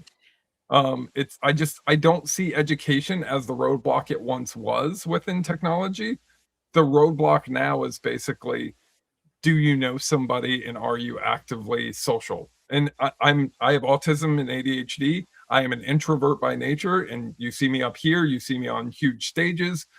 It's a practice skill, but soft skills will get you a job more than a degree will in many cases. I'm a high school graduate as a Fortune 500 executive. I didn't get that job by accident. I got that job because of networking and connections, right? They said, hey, we know this guy knows his stuff. We don't care about the degree.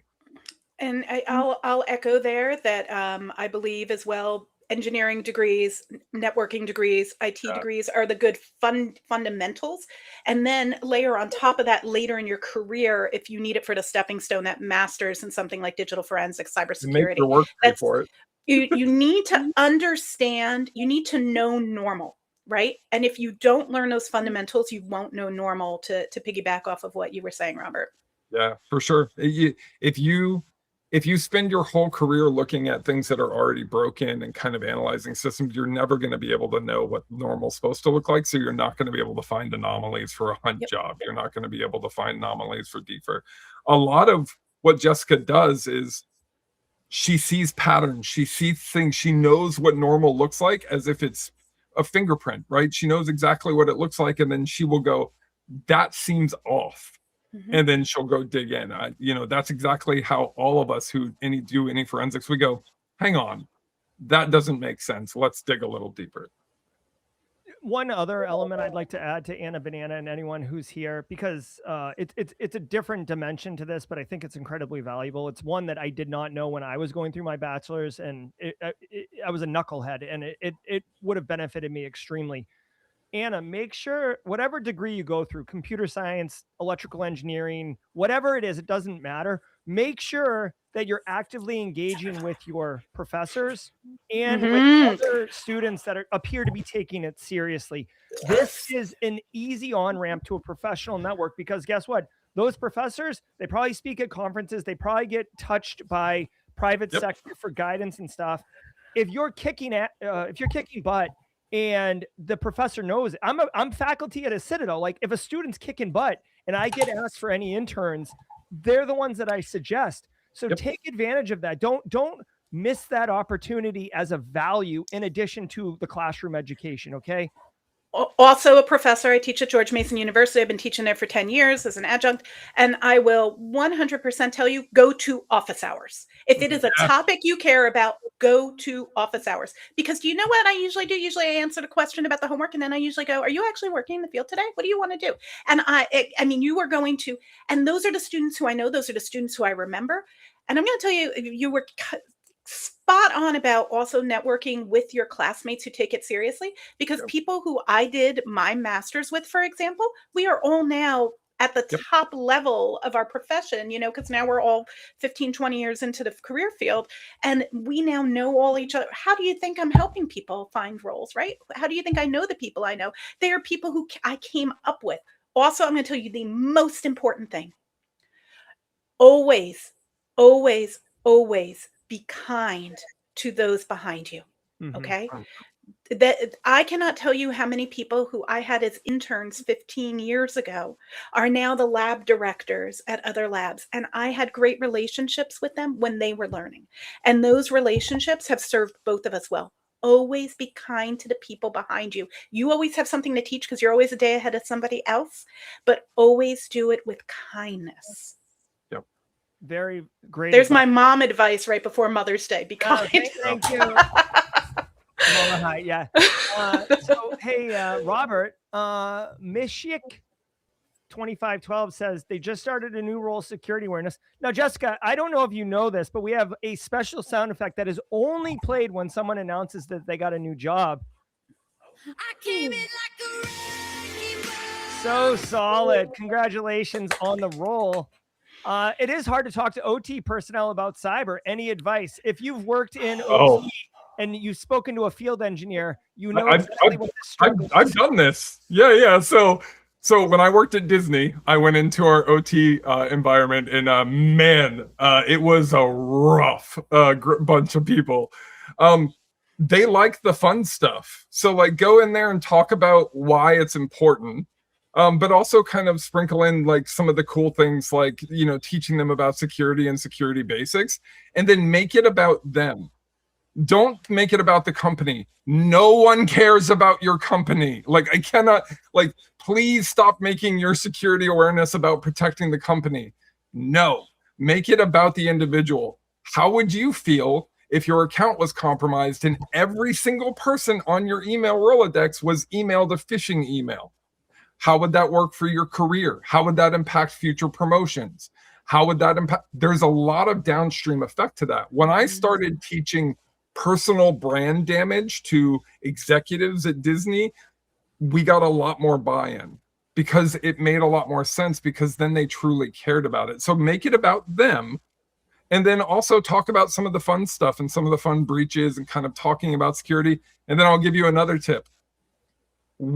In bathrooms, I want you to put those same things right on the back of a bathroom stall. I want you to put them above a urinal, because they're gonna read it, and you're Captive gonna audience. Yeah, like there's nothing else that's going. Like, so do that, and you'll get a lot more people who are engaged with your security program, your security awareness, and start putting out content too that's small, like 1 to 2 minute shorts and things like that. A lot of people have short attention spans, and your engineers and OT people are very like, I want to get it done now. I want to learn now. Like, I don't really want to do this. You're forcing me to be here. So make it fun for them and make it interesting, make it a game, really engage them at their level, and then talk about what could happen and how it could impact things. Like I talked about, hey, these huge chillers that we have here, like there's a serious concern if you do X. Here's an example of that, and showing those things is really key. Jessica, Haircut Fish, who's a mod and a longtime community member and just a really great guy. He's a SOC analyst as well. He says, how has any of the panel or, and Robert, if you have a comment on this, but it is forensic, so I want to give it to Jessica. Have you ever used a bad box device and done any forensics testing on them? These are Android-based streaming devices that stream free premium media. We've seen quite a few of these. You know what I mean? So have you done any work on any of these? I haven't looked at any of them. I look at lots of devices that are Linux based, that are Android based, that are secondary. It sounds like Robert has, but I'll say the key thing is anything that gives you anything for free, you pay the price with your privacy. But I'll kick to you. Yeah. So the bad box specifically, I have not played with, but Android streaming devices, I definitely have. I did mobile security for many years. The biggest thing, like you said, is not only privacy, but I've seen miners that are installed on these devices. So there's like a small crypto miner that's installed. I've seen small C2 networks that I've identified that have been used. So really understand where your data is going. Make sure you lock that thing down. It is not going to the United States. It is going 100% to outside actors, and I've seen it consistently. These resident proxies, they're being used as resident proxies. If people are aware, you can actually go and buy, nodes in 195 countries. This is how you get behind firewalls in countries that have very strict firewalls that we won't name. There are these concept of resident proxies, and they're using devices like this to be the anchor points for which you basically are doing different, it's basically tunneling a VPN into a closed network because somebody is using a service that's free. What it is those TOSs, those terms of services for those devices, specifically state that those nodes can be reused. It's literally in the writing, and it's very clearly says that we can utilize this device for traffic or routing traffic for. It's like the legalese is really funny, but you are 100% right. They also do this to hide traffic. So I've worked with people who have been investigated by law enforcement agencies because their home IoT device was hacking another device, and they brought me in to prove that, hey, I don't know anything about computers. Dear God, please help me. Like, I didn't do this, but it came directly from their house, from their IP address, and they had law enforcement knocking on their door. So I always say, don't buy your IoT devices secondhand ever. Buy them brand new. Yes. It's so. And then if you're using something and you're getting free service, you're the product. 100%. You or your endpoint, right? Your for sure. Your IP. Well, and especially IP can be your intellectual property, it can be your personal information, or it can literally be your IP address, your internet protocol router address, right? IP can be a lot of things. And keep in mind, listener, like chances, it's an illegal thing you're doing. So the chances of you taking any action in response to discovering that you are being victimized is zero, because what are you going to plead the fifth? Like, hello, I'd like to report a crime, but just this crime, not my crime. You know what I mean? Yeah. Well, I've done overseas investigations. As soon as it crosses country lines, it becomes drastically more expensive. And then the cost benefit analysis is done by the business, where I'm like, do you want me to keep tracking this? I'm going to have to get local law. I'm going to have to get local forensics. I'm going to have to get local teams involved. It's going to be another 5-10 grand from what I quoted you. And they go, yeah, it's not that important. They're like, well, what would happen if we were able to figure it out? I said, we won't be able to. Do you know how many times I advise my clients when I get reached out to? I just say, I mean, I could do this exam for you for $25,000, or you can just discontinue use and buy a new $1,000 device. And I literally turn down work because it doesn't make sense to do. Yeah, that's all awesome. The time. And that's a great, I mean, like, that's doing your client right instead of just 100%. Trying to maximize it, which has probably resulted in you getting work. Like, you'd be the first. Yeah, 100%. So Jessica, excuse me, Robert, since, well, I'll put this to both of you. Robert, executive at a Fortune 500 company, which probably means there's multiple layers of managers, multiple matrix people. Raymond wants to know how does he please multiple managers as an individual contributor? It keeps coming up, different priorities, different goals, different agendas, upcoming deadlines. How do you wrestle this particular nuance of corporate America or corporate life? The biggest thing is burnout is normally caused by the employee continuing to say yes and never challenging what happens. Like, so I am very much a dopamine seeker. So when you say, Rob, do you want to do this? I go, yeah. And then I end up having 9 or 10 jobs and 6 or 7 bosses. And I have stopped that behavior because it leads to burnout and it leads to a lot of stress. The first thing I do when I'm working with a manager who may be micromanaging or I'm trying to keep multiple managers happy is I set clear deliverables for each of them. And then I tell them, hey, I am happy to do X, but it is going to take away from Y. And you need to talk to this person over here to tell them that their project is going to suffer. The biggest thing I want to explain to people, the days of burnout and killing yourself at work, working 70, 80, 90 hours have to die because employers are no longer loyal. Job stability is no longer there. Why are you going to kill yourself and take time away from your family to appease a bunch of leaders when you could really just sit down with them and say, here's what I have on my plate. Here's what I'm able to accomplish in 40, 45 hours.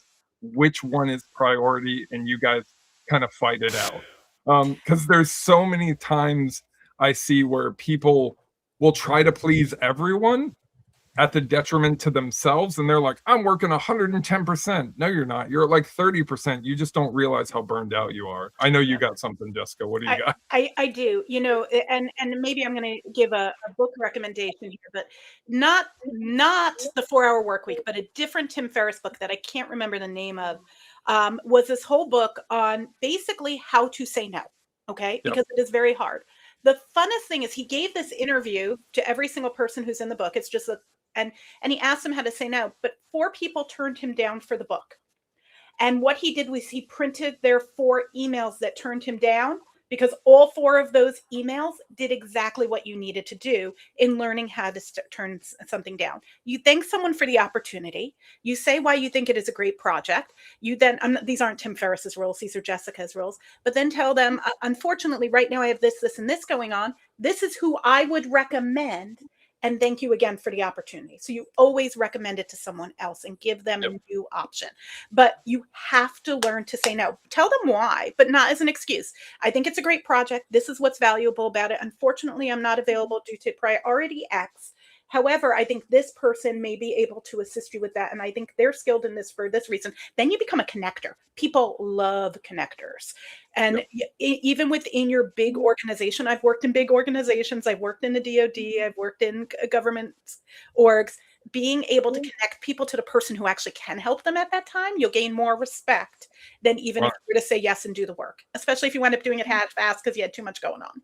Well, and you'll end up, the difference between a top performer and a normal performer is normally 0.5% when it comes to raise time. So like, is it worth killing yourself for that? Like, if you're looking to advance your career and maybe this opportunity has a huge win for you for visibility or growth, that's a different story. Then you prioritize yourself and other stuff has to fall. But the biggest thing is you can't do everything and you've got to prioritize and make sure that you're doing it for the right reasons. And the right reason is you and your mental health and your mental stability. All right. I have a question for the panel, and I see some people kind of talking about this in chat. I saw this on LinkedIn. I think this is a very polarizing conversation. Okay, so here's the question. Traditionally, you would give a 2-week notice when you're going to quit. This allows you to hand off your work, graceful handoff, prepare the business to be able to get ready for this, maybe even post your position. In 2026, you will get laid off. There's no like, hey, you tell them. Here, you're not guaranteed a 2-week paycheck, even if they say you're left right now. In 2026, most people's stories are all of a sudden you get a 15-minute meeting with your boss in HR out of nowhere, and then your crap is shut off and you're embarrassingly walked out of the building. So the argument is, if that is the case, it is no longer a professional etiquette to give a 2-week notice. Now, I would argue if you want to do it right as you're preparing to quit, because you know you're going to quit, spend a minute writing down what you're working on and kind of current state and stuff like that. That way, if they fire you right then or you're quitting right then, you can at least feel good that you left your teammates, because that's usually who you care about, in a good position. But I'm old school. So like I always gave, I honestly give like 4, 5, 6 week notices typically. What do you guys think? Jessica first. What do you think of in 2026? Is it okay to say I quit effective immediately? It depends. Traditional forensic answer, but there's a lot of things that depends. Number one, if you work at an organization where you know that the day you give your resignation, you get walked out, there is no reason to do it. And there are plenty of organizations that I know of, and you've seen it if you're in one, where when somebody resigns, the automatic policy is to turn them off and walk them out the door. In that case, you know that they're not going to give you that credit. If you work in a role where you are completely aware, you work for a team and you're completely aware that you are on a current project that no one else can replace you, you care about the project, you care about the team, I think it is appropriate to give notice. If you are not going to give a notice, I think what you said is the most important thing. The right thing to do for your team is to create a playbook, just like you would if you were going on vacation for 2 weeks for whoever is going to fill your shoes. And I say that's really it. And it does depend on your environment, and you know your environment better than anyone. Talk to your mentor. If you are on this call and you do not have a mentor, get a mentor.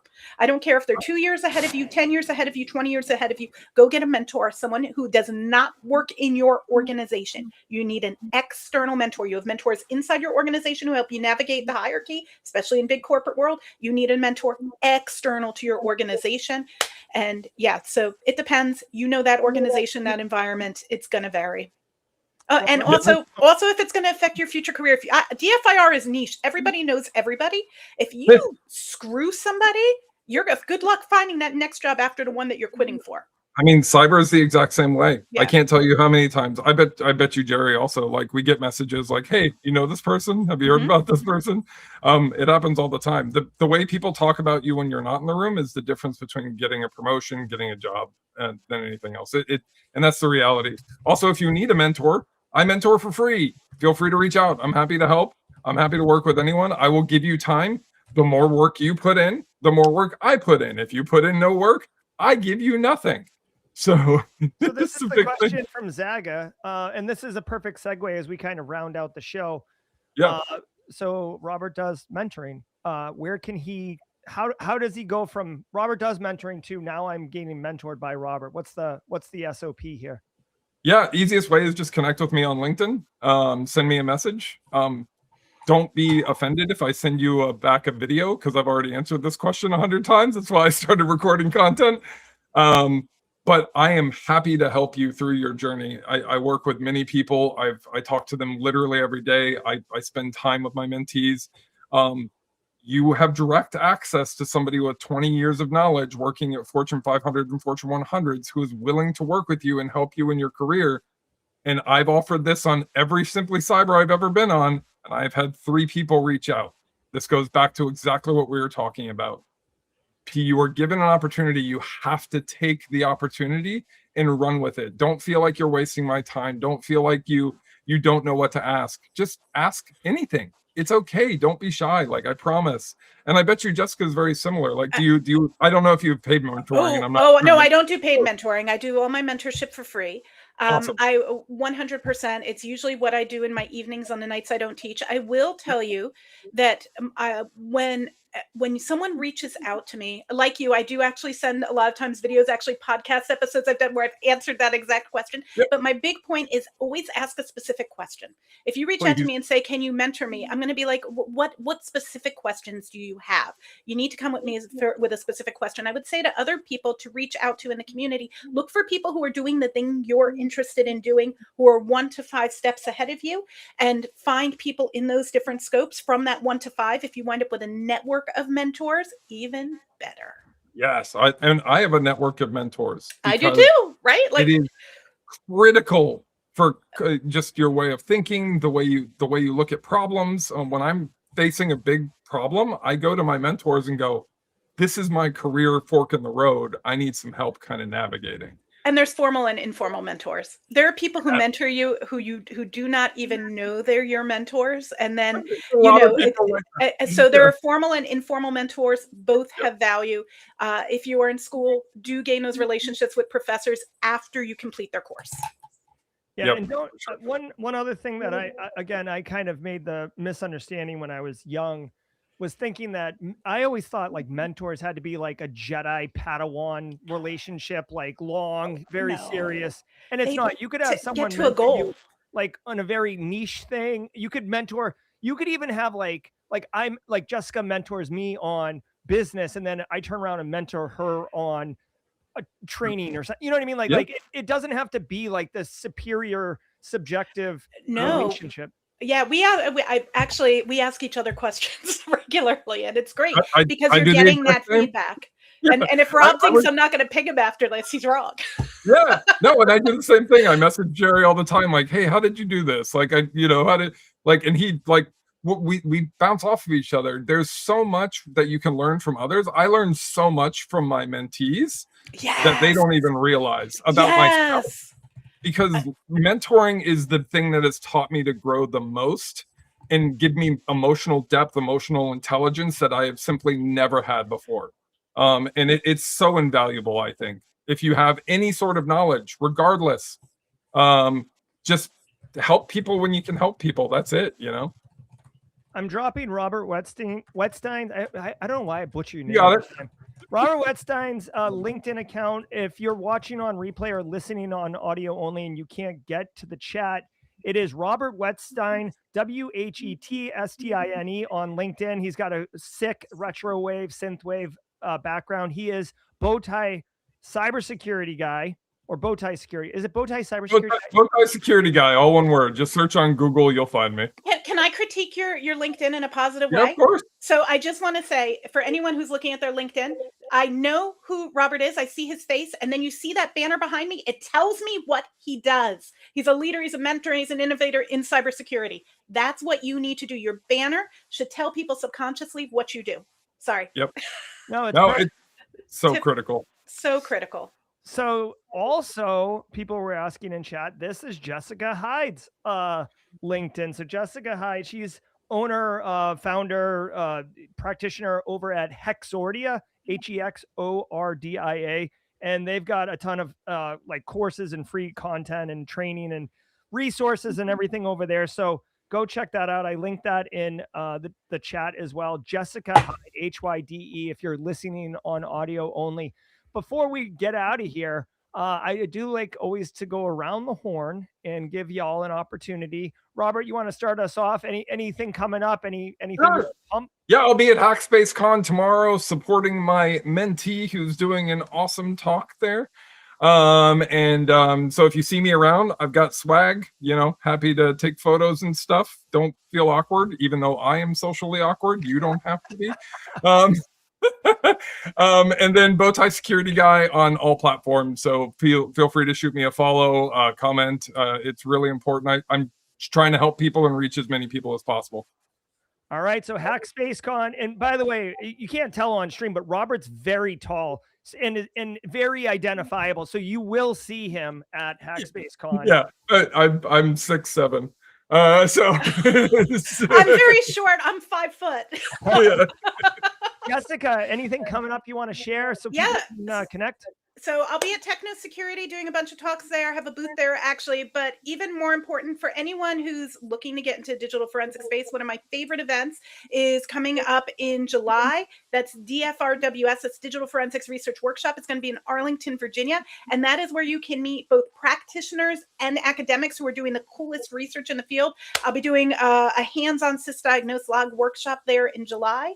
And then I'm going to be at the DFIR Summit. I'm not sending a talk in. I'm on the advisory board this year, but I'll be at SANS DFIR Summit in October in Arlington as well. Apparently, I'm just going to Virginia a lot. All right. Yeah. All right. So, I mean, those are a lot of things coming up. Jessica, do you is there, is it like on your LinkedIn? Just follow my LinkedIn. I'll talk about what I'm doing. Okay. There you go. All right, guys, this has been an absolute rock star panel. I want to say thank you very much to Robert Wetstein for being here. Jessica Hyde, for making an appearance. Awesome to have you here. You're always, of course, you're always both welcome on the panel. If you got value from the stream, let us hear it in the chat. And really, really genuinely appreciate that. Everybody have a wonderful weekend. You've earned it. And for everybody else, until next time, stay secure.